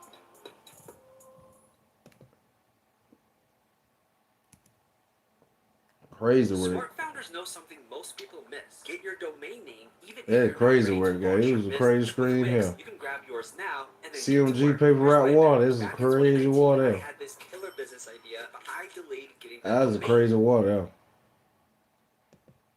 Yeah, that's a crazy water with that, man. I ain't gonna cap, man. We gonna sit back and keep our eye and see if we gonna find out what happened to Big Juke. We're gonna sit back and find out what happened to Big Juke, gang. Will we ever know what happened to Big Juke? I don't know. I'm being honest with you. That's been there since 2024. This year is 2026. I know the Fed's investigation can go on long as they want it to go. Yeah, because I know the Fed's involved with this. Yeah, back and forth like this. Yeah, you can't tell me the Feds ain't involved. You can't tell me. You can't tell me they ain't involved. If we ain't heard nothing, if we ain't heard nothing, if be real, gang. I'm being real. When they quiet like this and we ain't heard nothing since that car situation, the SUV, yeah, when they quiet, they working. I'm telling you. When they come out, when they ever come out, they gonna drop a bomb on the whole world head. I'm telling y'all, I want y'all to clip this or come back to this live. Cause I'm gonna keep it up anyway. I'm gonna keep this live up anyway. When it happen, I want y'all to come back to this game and said, dang, Savage said that. I wish dog would have taken CMG serious. Me too, Burns. I wish he would have too, gang. Do you see how Rollo walk around, Burns? Do you see how Rollo walk around? How Rollo walk around, that's how Dog should have been walking around. Rollo walk with niggas with choppers. I keep saying this over and over. Rollo walk around with niggas with choppers in front of him, behind him, on the side of him, all around of him. That's how you supposed to move. But do you know if they would have pulled up on Dolph that day and then he would have been moving like Rollo, them niggas wouldn't have made it out of this world alive. I mean, they wouldn't have made it out of that situation alive.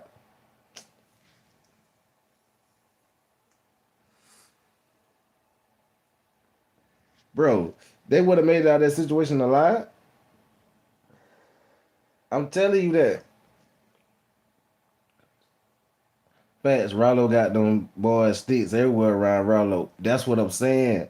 I keep telling people this. If Dog would have been moving like Rollo that day, man, we would have heard about them niggas gone, knocked off. You think Rollo going? That nigga ain't going for that screen. Rollo is not going for nothing screen. I'm being real with you. He ain't going for that screen. That's what I'm saying. But think about this though, Burns. I'm gonna say this too. I'm gonna say this too for Dolph. I'm gonna say this for his sake. I'm gonna say this too. He didn't know them niggas was gonna pull up on him like that.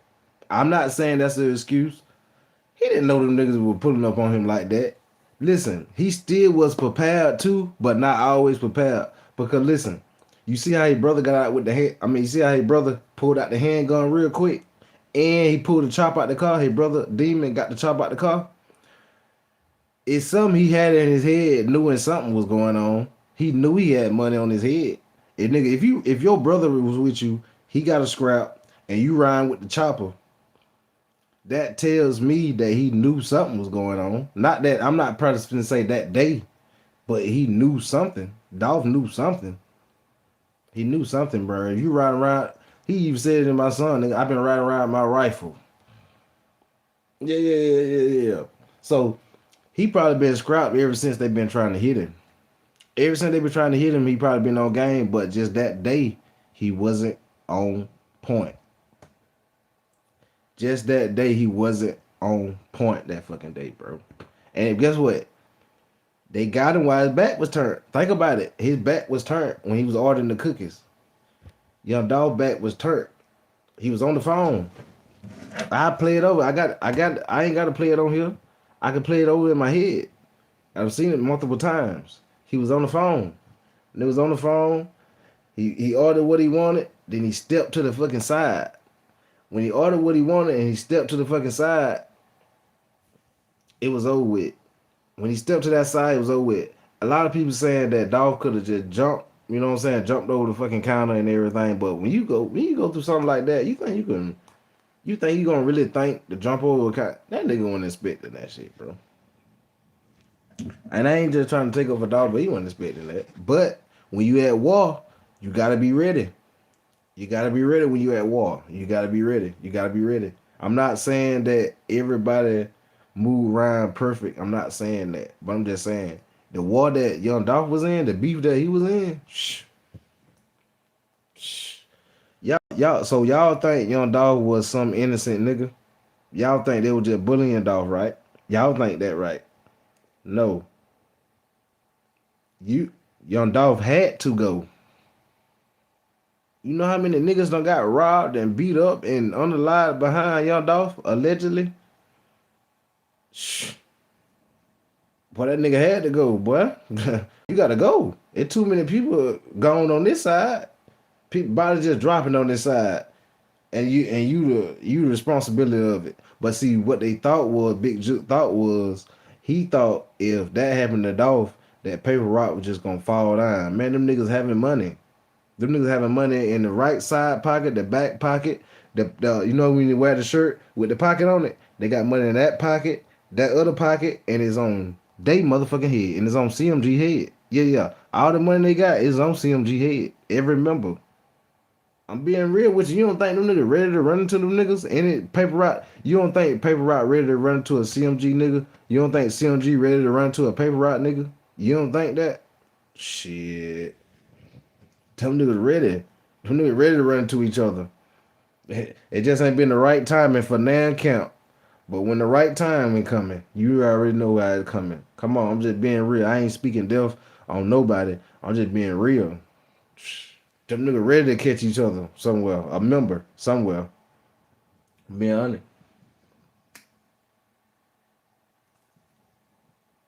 Them niggas hoping to catch you at a McDonald's.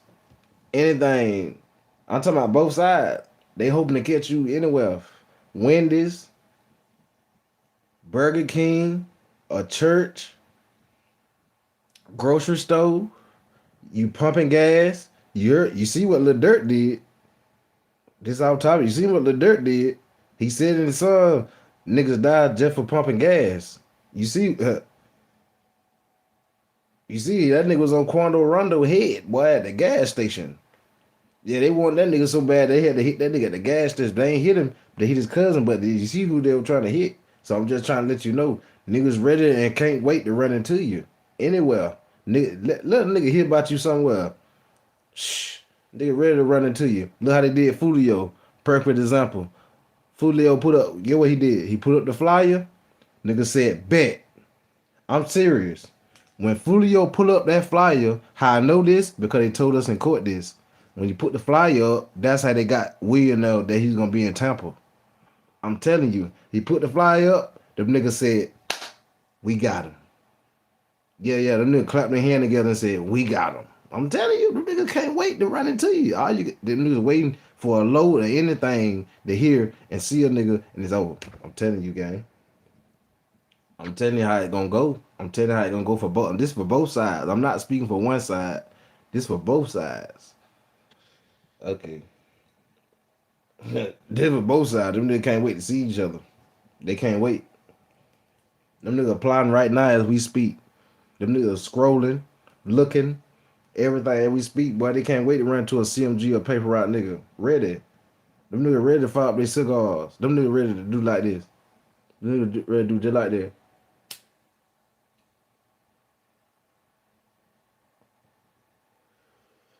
And they ready to hear breaking news. Yeah, they ready to hear breaking news, though. They ready to hear. Alright. It done got that deep with both sides, I'm telling you. You said on the devil wins on the wall. You right. But listen. Listen, Burns. Listen, Burns. Listen here, though, Burn. The war that's going on with these two camps, they ain't gonna stop till everybody gone. Them niggas ain't gonna stop till everybody gone, nigga. The way them niggas war, man. And they didn't take out anybody, the nobodies. You know how people lose people, but they don't be like big people to a lot of people because we really don't know them like that.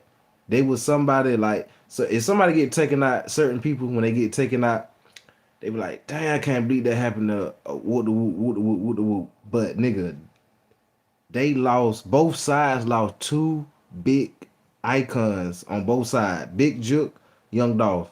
They was two big icons. So you don't think it's gonna be up forever? Two big icons gone? And Yo Gotti, nigga. Yeah, I know Yo Gotti feeling like, nigga, y'all done took out my brother. Yeah. Y'all done took my brother out. Nah, I don't know if Yo Gotti planning and waiting and plotting, but nigga, you better be down coming up with Houdini, a magician, some type of plan, some type of route, something. I'm gonna be honest with you. Because guess what? The whole time too, Young Dog wasn't just screaming Big Juke. The whole time Yo Gotti wasn't just screaming Big Juke now. We ain't know nothing about Big Juke like that. We didn't know about Big Juke like that, y'all. Be real. We didn't know who Yo Gotti brother really was. All he was screaming big head Yo Gotti, and he was screaming big Juke, big sis. That's what he was screaming. We didn't know who Big Sis was. We did not know who Big Sis was. Be real. We did not know who Big Juke was. Stop playing. We did not know who Big Juke was, gang. We ain't never really know who Big Juke was. We know who got it. We ain't know Juke. Stop it. And for y'all to say y'all knew who that nigga, no, we didn't. You know how long we been listening to them niggas, and I ain't never seen Big Juke. They going after the head. Got the car being hit up. I know it. I know he car, but his car was hit up. His car was hit up like weeks before Dolph. It was weeks before Dolph. This one like after Dolph. There was weeks before Dolph. Wanna know how I know? Because the rat Hernandez Govan, the informant that told on Big Juke. Y'all don't think Hernandez Govan told on Big Juke? Why y'all think he took the profit agreement? Who he had to tell on? Cornelius told on everybody himself. So he couldn't tell on Cornelius. He didn't tell on Scrape Drop. Who he told on? Big Juke. I'm telling y'all, that nigga told on Hernandez Govan told on Big Juke. I'm telling y'all thinking that he was innocent and all that because the jury said it. The streets still think or still know for sure, nigga, you had your hand in Young Dolphin unaliving. The streets know that. The streets of Memphis know that. Govan, you don't think they know that? You actually think them paper route niggas and the fans of paper route or whoever, the friends of paper route, you actually think they gonna sit there and let you walk free You actually think that you been out here doing interviews out of this world, just sitting here just talking and talking and talking. I've been said this about Govan Hernandez Govan. If you was innocent so bad, if you was so innocent, you would have never came out and said nothing. You said you want to get home to your son, right? You said your son was autistic. That's what you said. You have an autistic son. So I understand where you coming from. You want to get to your son. But bro, you came out, got to talking. They said the judge told you. They said Hernandez Govan, you free to go. What you did? You cried tears. You said thank you, Judge. That's what you said. You said thank you, Judge. That's what you said. But when you left the courtroom, everything was off limits. You just went to fucking talking. Soon you left the courtroom, you went right to an interview. So I'm just saying, if you was so fucking innocent, bro, you would have moved somewhere that we never heard of. We supposed to been asking, hey y'all heard of y'all see where Hernandez Govan went at? Y'all know where he went at? We supposed to be asking that. Nigga, you been doing all type of interviews just talking. And then you said Young Dolph won street. If he won street, why he ain't here no more? If Young Dolph won street. You don't think Young Dolph want to get them niggas gone? On that side? That's why he had to go. So you thought they took out Young Dolph over a rap song? No. If it was a rap song, Young Dolph would still be here. If he just dissed them niggas in the rap song. If he just dissed them niggas in the rap song, you think them niggas would took the time out to take this nigga out? A big bag on this nigga head for over a song. No. What Finesse say? No. No. It didn't go down like that. It didn't go down like that, nigga. Young Dolph had to go. I'm just being honest with y'all. I'm being honest with y'all. Thought that nigga, he had to go. Nigga, you can't. You gotta go. Boy, you getting all our people hit up, robbed, and we don't know who behind it. Well, we know who behind it, but we can't put a finger on it. We known as you and your crew, but we don't know who, huh? We know it's you and your crew, but we don't know who. That's how them CMG niggas were feeling. Nigga, Dolph gotta go. Why you think the bag was so bigger on Dolph? 100,000. All the other members, what? 25,000, 50,000, 5,000. Nigga, I know the prices that was on them nigga head. Listen, it was different. Big Jook had a menu. That boy had them put a menu out for them boys. A nigga had put a whole menu together for how we know this. Cornelius told us, and guess what? The court told us that Big Jook put a menu together. That nigga put a whole menu together on paper route. Yeah, if a nigga put a whole menu together for your whole team, like different prices, y'all niggas gotta go. Y'all niggas involved in a lot of shit that's happening to our camp over here. So guess what? We can't put our hand on who it really is. All y'all niggas gotta go. So guess what? How we know that all of them had to go? Cornelius told us on the stand. He said Big Jook put a bag on any paper route nigga head. Take out any nigga paper route nigga they see. They was going to the turkey drive. How we know this? Cornelius told us this. He told us they was going to the turkey drive to look for any paper route nigga. Not remind you they seen Dolph at the gas station, but they could have got him, but they didn't. They called Hernandez Govan what they said. Hey, nigga, we seen Dolph. We're gonna get that nigga tomorrow. We're gonna catch us a body. And how we know this? Cornelius wanted the money because his little girl birthday was the next day. So he took out Dolph that day because he needed some money for his little girl birthday. Yeah. He needed some money for his little girl birthday that day. So guess what? They been how we know it, and how we know they been trying to take out paper route. Cornelius told us, and paper route Wu confirmed with us. Who is paper route Wu? He part of paper route.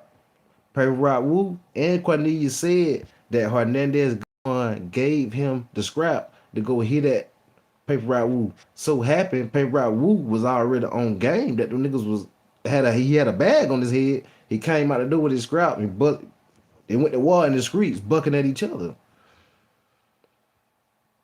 Them nigga been trying to take them niggas out. Nigga been trying to take them niggas out.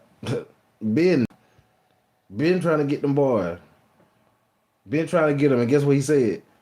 Get what that nigga said. Nigga said tomorrow. Get what Cornelius said. He said he told Hernandez Govan, hey nigga, tomorrow nigga it's on. Nigga, whoever we catch, if we any nigga we catch, I'm talking this was after they shot at Paper Rock Woo and did succeed. They said any nigga we catch is over with for him.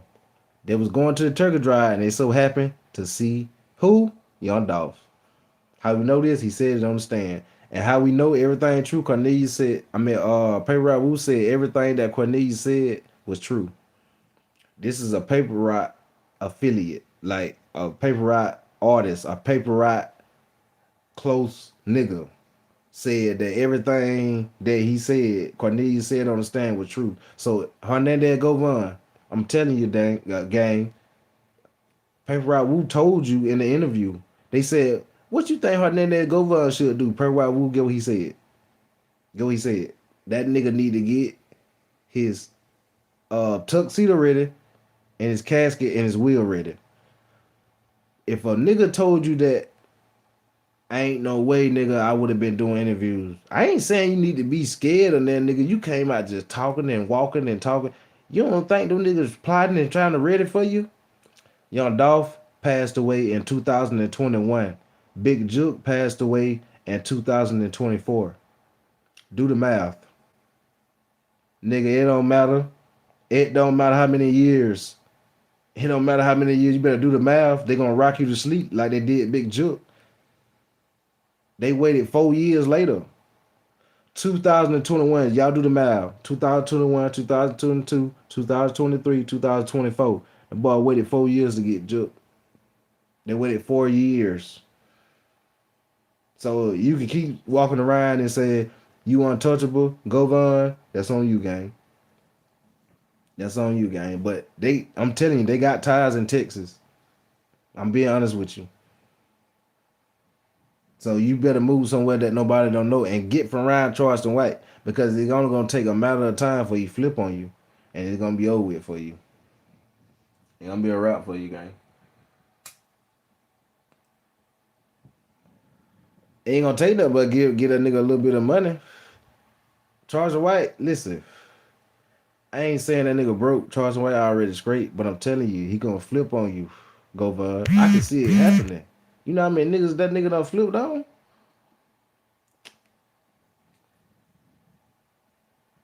And you sitting there, and that nigga was talking about your dead daughter. That nigga said F your dead daughter, and you was sitting around him in the background, like agreeing with him against Young Thug and Yo Gotti. Like you was agreeing with like everything that was going on with Charleston White, like everything that was going on in the media, you was just sitting there agreeing with it. Like niggas ain't waiting to pop you. Niggas ready to see who you nigga. You don't think them niggas don't peep that you with Charleston White? Oh, you don't think that? Alright. Okay. Everybody that had something to do with the head is broke. There. That's what I keep trying to say, Burns. That's what the whole message I'm really trying to put out there, nigga.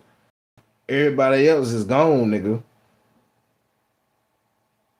And you sitting out here acting like you untouchable and think, oh, I ain't worried about nothing. That's what you said. Nigga, you don't say in the interview talking about you weren't worried about nothing. You saying big shit, popping. You been popping big shit lately, talking about you ain't worried about nothing. That's what you been saying. I'm telling y'all gonna come at my interview, my live. Y'all gonna say, damn, Savage done made multiple lies about this nigga. You think he playing? You ain't even just listen harder than that, Govan. You ain't even. What's up, A-Town? You ain't even gotta listen to me. Cause I don't even know if you gonna run across my channel, but I've been seeing people watching my lives lately. Like ordinary people. So I don't know if you're gonna run into or one of your niggas run into my live. But listen, if you run into my live, Hernandez Govan, this is what you need to do. Let me tell you real quick. You need to go to somewhere where nobody, like a country where nobody know about in the world. It's a lot of places in the world. Change your name, change your identity, change everything about you. And do that, bro. You might live. If you do not do that, Hernandez Govan, they coming. I'm telling you, they gonna rock you to sleep. They gonna rock you. They did. I'm telling you, they did. Your partner. Who you say your partner name is? Big Daddy. And then you call another man Big Daddy. Like that's kind of weird too. Why did you call Big Jook Big Daddy? They asked you about Big Jook in the interview. Are you talking about? Are you talking about Big Daddy? Did you get like you got happy when he brought up Big Daddy? I bet that happened to Big Jook. You was in the cell just crying.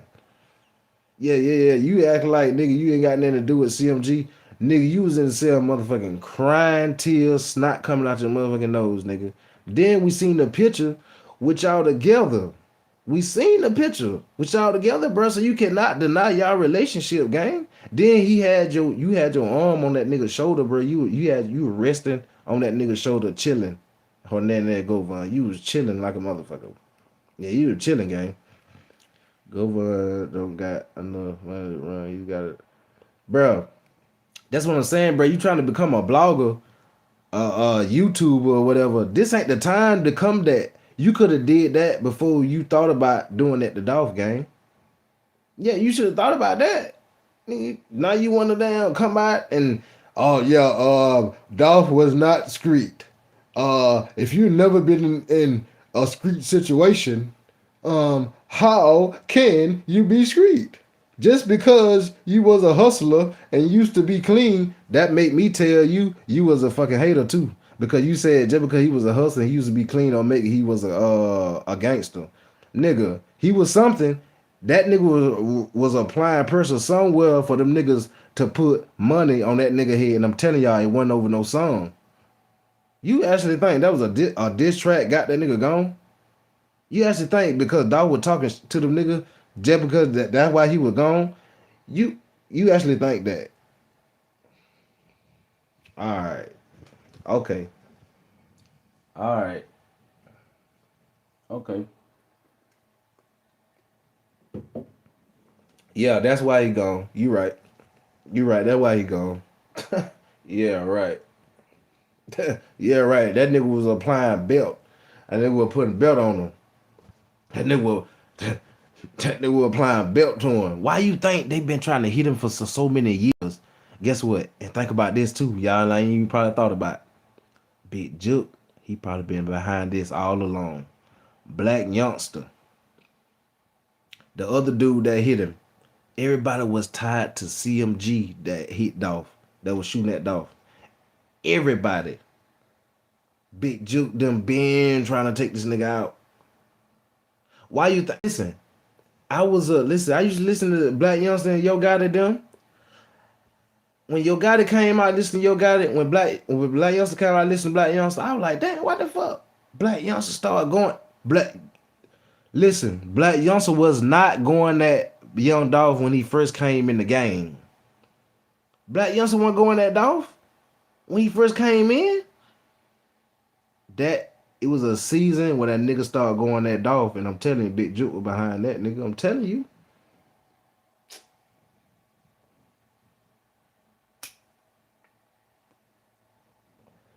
Black Youngster was not going at Dolph when he first came in the game. He was not doing it. He started going at Dolph all of a sudden. When he first signed the CMG, he was not going at Dolph. I'm telling you. Dolph had power with moving back in the day. CMG really tender as well. BTA, then listen. Gotti Mike was mad about the baby mama situation, but he probably was just mad about, probably got mad like a couple times or one time about that, but I promise you, Gotti wasn't thinking about that baby mama shit. No. He wasn't thinking about that. The level that got it, that, okay, if Dolph say he did something, okay, if Dolph did that, just say for instance, Dolph say he did that to my baby mama or something, and I ain't in the streets, or Dolph ain't in the streets, I probably, you know what I'm saying, I'd probably be like, damn, that nigga probably did, you know what I'm saying? But the level at Yo Gotti at, that nigga don't give a fuck. I'm not saying I give a F if a nigga mess with my baby mama, but what I'm trying to say is, The level got it. He don't give a fuck about no that shit that dog was saying about that baby mama jump. Yo Gotti wasn't caring about that. He wasn't caring about that game. He wasn't caring about it, gang. Yeah, he'll probably throw little slick shots here and there, but shit, nigga, that was just you got to really listen and catch it for him to say, "Oh, he talking about Dolph." To be real, a lot of shit that Gotti said, you didn't really know he was talking about Dolph. We knew that them niggas was into it from what Dolph.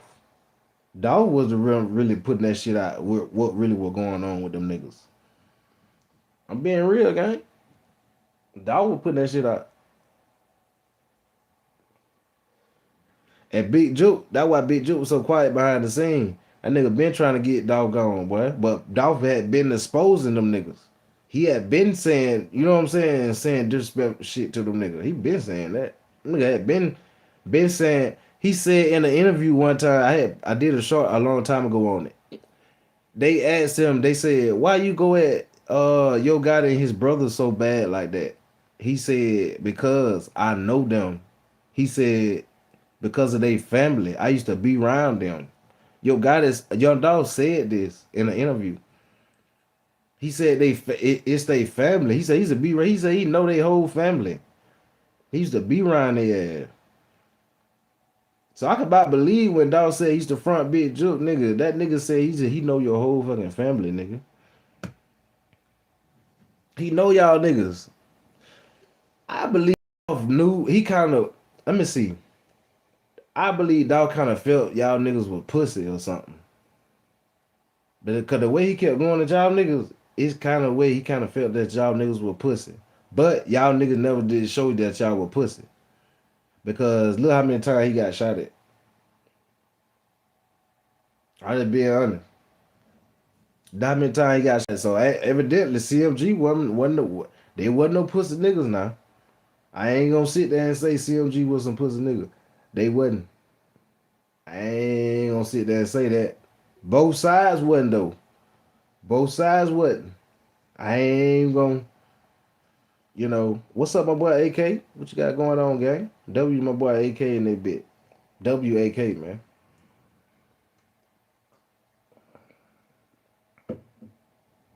Hey, I hope you having a W day at work, my dog. Yeah, for real though. Yeah, pride is the for real, gang. Real shit, gang. It just crazy. Hold up. We'll get into one more clip right quick. We'll get into one more clip before we leave up out of here. What we got? I probably been here, 2 hours 31? Shit, let's go ahead and make that bit 3 hours right quick. We got 31 minutes, 29 minutes left. Let's go ahead and make that bit real quick. Let's watch one more real quick. I'm telling y'all, bro, that the war was crazy. The war was crazy with them two. The two counts, man.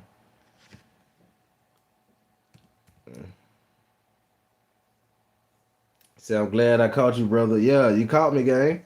No count. You caught me in it because I'll tell you, I ain't got too much longer to go on that bit. Hold up. We been in here talking about this Big Juke and Yo Gotti and, CMG Paper Route Gang, Young Dolph, Been talking about this. This was like a 3-hour live, so you might want to run it back later on or whatever. It's like a 3-hour live here. So I know you probably going to want to, run back through it real quick. Let me see. Hold up. Let's go back to inside of here. We're going to watch one more before we get up out of here, gang. Yeah, we're going to watch one more before we get up out of this bit. Yeah. We're going to watch one more on that, on the young Dolph. On the young Dolph situation.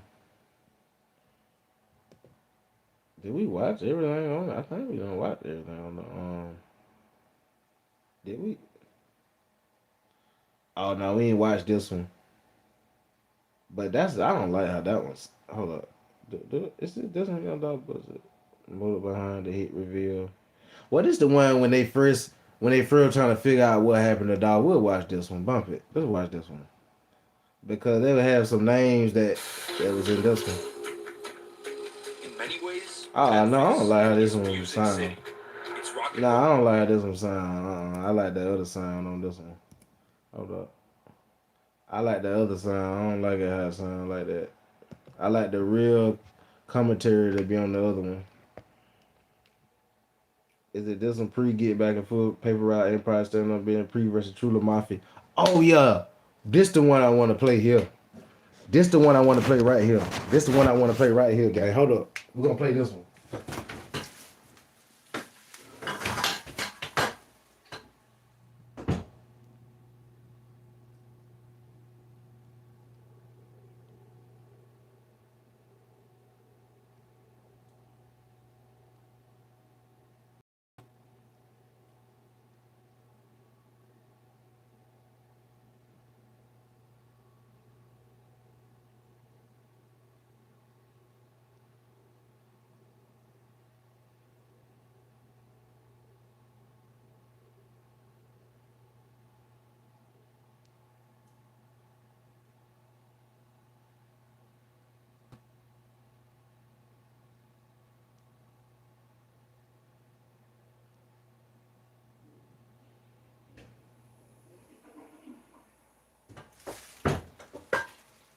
Yeah, we're gonna play this one real quick, gang.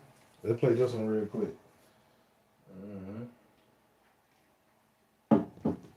Hey, if you ain't already did, make sure you hit that like and subscribe button for me if you ain't already did, gang. I will appreciate it if y'all do that for me, gang. And make sure you turn on the notification bell as well. Yeah. Make sure you turn on the notification bell as well, gang. No cap. Real shit. Hold on. Did we? Oh yeah, here we go. Let's get it, gang. We finna get into it. Leo, skipping the All them ads. I gotta get premium again. I just had it, but let's get it though. New developments over the past 24 hours. A third man, Shondell Barnett, is facing charges of accessory. Let's get it. Y'all remember Shondell Barnett? Accused of assisting Justin Johnson. We don't know where he at. Evaded law enforcement. Tonight, I'm Shay Arthur. We were the first to alert you on Twitter this morning that officers need help locating 26-year-old Devin Burns and 26-year-old. Well, y'all know both of them. Gone. Long live my little nigga, man. Long live Moolah. Still standing on top of shit. Still got the guy over here. This shit just getting started, though. They better tune in because it's been a bit moving, though. Is Josh Taylor, also known as CEO TZ. Now, we're also getting that this was a hit by PRE DOS Gang. Look what the news said. You know, they keep DMing. Hold up. Like, what the news said? The news said this. Is Josh Taylor, also known as CEO TZ. Now, we're also getting that this was a hit by PRE DOS Gang. The news said that. Hold up. The news said that. I didn't say it. The news said that. Is Josh Taylor, also known as CEO TZ. Now, we're also getting that this was a hit by PRE DOS Gang. Alright. You know, they keep DMing me like, hey, K. Okay. Paper Route and anybody affiliated with Dolph going extra hard on social media because the TZ is deeper than what y'all think. TZ ain't just no gang member. TZ was the head nigga of Trula Mafia. Do y'all understand what that means? That means if anybody that's in Trula got anything to do with Young Dolph death, Justin Johnson. TZ at the end of the day gives the okay. Man once named as a person of interest in young Dolph's has now also been killed. Family members confirmed Joshua Taylor was found shot in Orange Mound yesterday afternoon, leaving that community on edge as they worry who might be next. Hey, yo, squad, what's the drill? Back with another video, man. The Memphis rap scene just hasn't been the same since Dolph met his untimely demise. Sure, there's been a string of artists that have been able to make it to the mainstream, but their presence and music just hasn't hit like Mr. Paper Route Frank. Over the past 2 years, there's been a lot going on in regards to his case. The suspects, allegedly, have been revealed, but details have been sparse. Nonetheless, recently, there's been a lot of movement towards justice. Right now, with the alleged suspects in custody and one on house arrest and another person of interest in the grave, I think it's safe to say things could be heating up pretty soon. CEO TZ was hit up not too long ago out Memphis, and many believe it was in retaliation to the Dolph hit. But just what has been going on since 2021 in regards to this case? Will justice be served? Was CEO TZ a simple case of get back? We're gonna find out. So without further ado, let's skip the play and get down to business. The boy Dolph was known for looking out for his homies and younger up-and-coming artists. He refused to sign a major label deal and encouraged other rappers to follow his independent paper route. It didn't hurt that he made the ish look good. Bro was really ballin' and stayed humble and true to the game. He helped launch the career of his key protege, Key Glock, with whom he released 2 joint albums, Dumb and Dumber and Dumb and Dumber 2. He also gave away cars, money, and scholarships to fans. Nowhere was the rapper more celebrated than his Memphis community, and Dolph loved them back. Sometimes people make it and you don't ever see them again. They don't ever give back. But he blew all that out the water, supporting his high school, supporting the community, giving away turkeys. And unfortunately, all of that only sparked hatred and contempt amongst certain characters in the city. And Dolph met his demise on November 17th, 2021 at the age of 36. He was hit up by unknown assailants while buying cookies at Makita's homemade butter cookie. He was in Memphis for his annual Thanksgiving giveaway at that time. He suffered 22 alleged gunshot wounds in total before he passed away. How crazy is it that he was taken out in his city while trying to give back to his city? A lesson that rappers learn the hard way. But as I said before, it's really a catch-22 when it comes down to being in your city when you're successful. Most rappers would rather be around people they love in an environment they are familiar with than to risk meeting their demise somewhere else. It's a twisted world when you're from the streets and you're doing your thing. I wish it wasn't even like that, but it is what it is for real. Within a year of the crime, several men were charged in connection to Dolph's hit. Justin Johnson, Cornelius Smith, Jamarcus Johnson, and others. They were accused of conspiring to take him out and fleeing the scene in a white Mercedes-Benz. The people recovered the car and 2 guns that matched the shells found at the crime scene. Justin Johnson and Cornelius Smith were identified as the alleged hitters, while Jamarcus Johnson and Hernandez Govan were accused of being accessories before and after the fact. Jamarcus Johnson is supposedly Justin Johnson's brother. Talk about a real family affair, huh, man? If only we saw each other like family, things would probably be a lot different in these streets. But I'm a dreamer. A month after being arrested for the alleged involvement in the fatal shooting, the 2 men indicted for the hit pled not guilty on February 11, 2022. Upon their respective arrests in January of that year, Justin Johnson, age 23, and Cornelius Smith, age 32, faced charges of first-degree hit and theft of property between $10,000 and $60,000.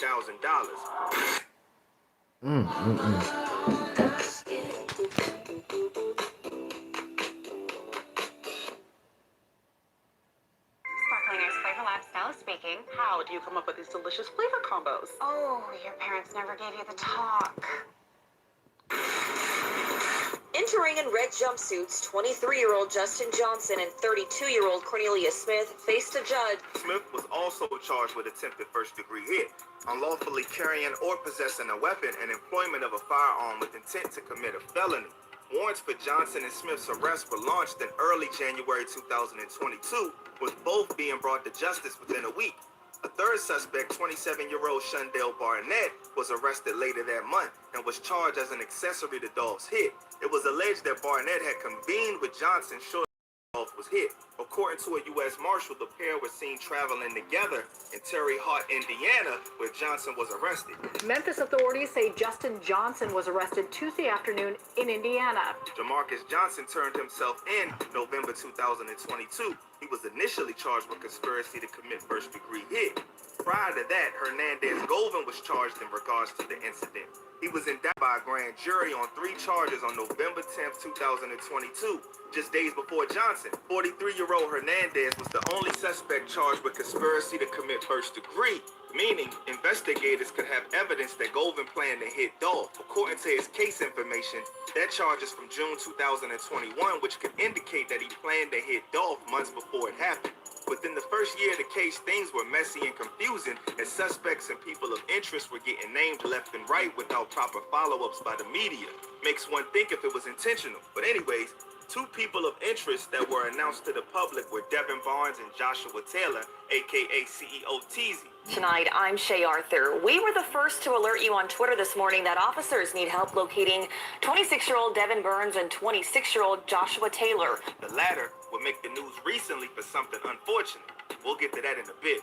Fast forward to this year, and the case was finally starting to gain some traction and moving along. One of the men accused in connection to the rapper Young Dolph's hit, Jamarcus Johnson, pled guilty in his court hearing in June of this year. The first piece to fall following the death of rapper Young Dolph came Friday, when Jamarcus Johnson pleaded guilty to 3 counts of accessory after the fact. He has to tell the truth. That's what this deal, this was guilty plea is hinged on. He has to tell the truth. He admitted to assisting his brother Justin Johnson in the days after the rapper met his demise by taking possession of Justin Johnson's cell phone and car, so authorities would not think that Justin was in Memphis. Prosecutors say Cornelius Smith and Justin Johnson were the gunmen. Prosecuting attorney Paul Hagerman says Jamarcus may be called as a witness to testify against the other suspects during the trial. If it goes there, he is currently facing between 6 and 12 years in prison. With Johnson now facing a possibility of 6 to 12 years after confessing to his role in helping his half-brother Justin escape from Memphis and fooling probation officers, the focus has shifted to the other 3 defendants. The other 3 suspects are expected in court very soon, maybe even by the time this video drops. Jamarcus's plea comes after it was revealed that his brother Justin was caught with illegal substances and a cell phone earlier this month while held in Shelby County Jail. John Morris, a spokesperson for the Shelby County Sheriff's Office, confirmed that Justin was caught with an illegal contraband in his cell, but couldn't disclose any more details. The matter is currently being investigated as we speak. Justin previously had his cell phone privileges revoked last year after he released a song from jail called No Statements, on which he addressed the hit of Dolph. Well, Greg, the song titled No Statements premiered last Thursday on YouTube. The same day it was revealed a third suspect was indicted. The video is recorded on a cell phone. These updates come shortly after Hernandez Govan, the alleged mastermind behind Dolph's hit, was released on $90,000 bail. Now out of jail on a $90,000 bond. Our Jarita Patterson was in court today and learned that new bond is based partially on new details of his possible role in the crime. The judge presiding over his case, however, made it clear that Govan's bond was contingent upon his compliance with house arrest. The suspect is only allowed to leave his house for medical emergencies or to meet with his attorney. Still a sweet deal, considering. What's wild is that Young Dolph's family reportedly gave approval for Govan to be released on bond to the Shelby County District Attorney, Steve Mulroy. That's hard to believe even as I was reading it. Wow, who knows the motivation behind that? Perhaps the streets know. I'll leave that alone. The latest bit of news related to the case is regarding CEO Teasy, a notorious person of interest. It looks like bruh got caught slipping and met his demise by way of the strap. He was reportedly assassinated on June 13th. They were too upset to do an interview. Batellus Taylor, also known as CEO TZ, was found shot to death in Orange Mound, Spotswood, and Bunton. Those who live nearby tell us Taylor was actually shot the night. I run a podcast, so The no night before. producer, no editor, no tech skills, just Riverside. Crazy work. I get high quality. The night before, discovered lifeless in a car hours later.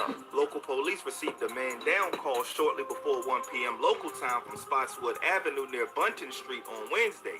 There, they found Teasy's lifeless body hours after the incident took place.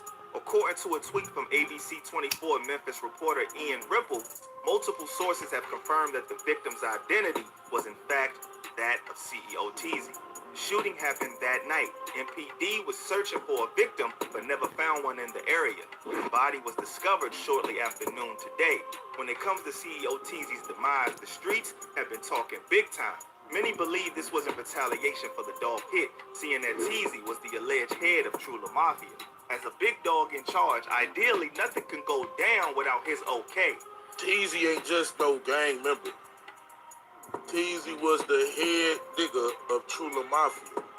Do y'all understand what that means? That means if anybody that's in Trula got anything to do with Young Dolph death, Justin Johnson. Teasy at the end of the day gives the okay. Him being taken out could be looked at as a huge chess move from the opposition. With the boss out, the foundation is sure to crumble. The timing is also very interesting, given that a potential trial can be underway very soon. People are pleading guilty and so on. This adds multiple dimensions. That was a crazy jump when the dog trial going on. They were trying to figure out what happened to the dog. And we finally know what happened to the dog, though. Well, I think we know the truth. We might still don't know the real truth what happened to the dog game. Who knows? We might not still know the truth. I mean, like I said, we're gonna sit back and keep our eyes on everything that's going on with the young dog case still. Because like I said, we still want to know what happened to Juke. Big Juke. Big Juke. Yo got it, brother.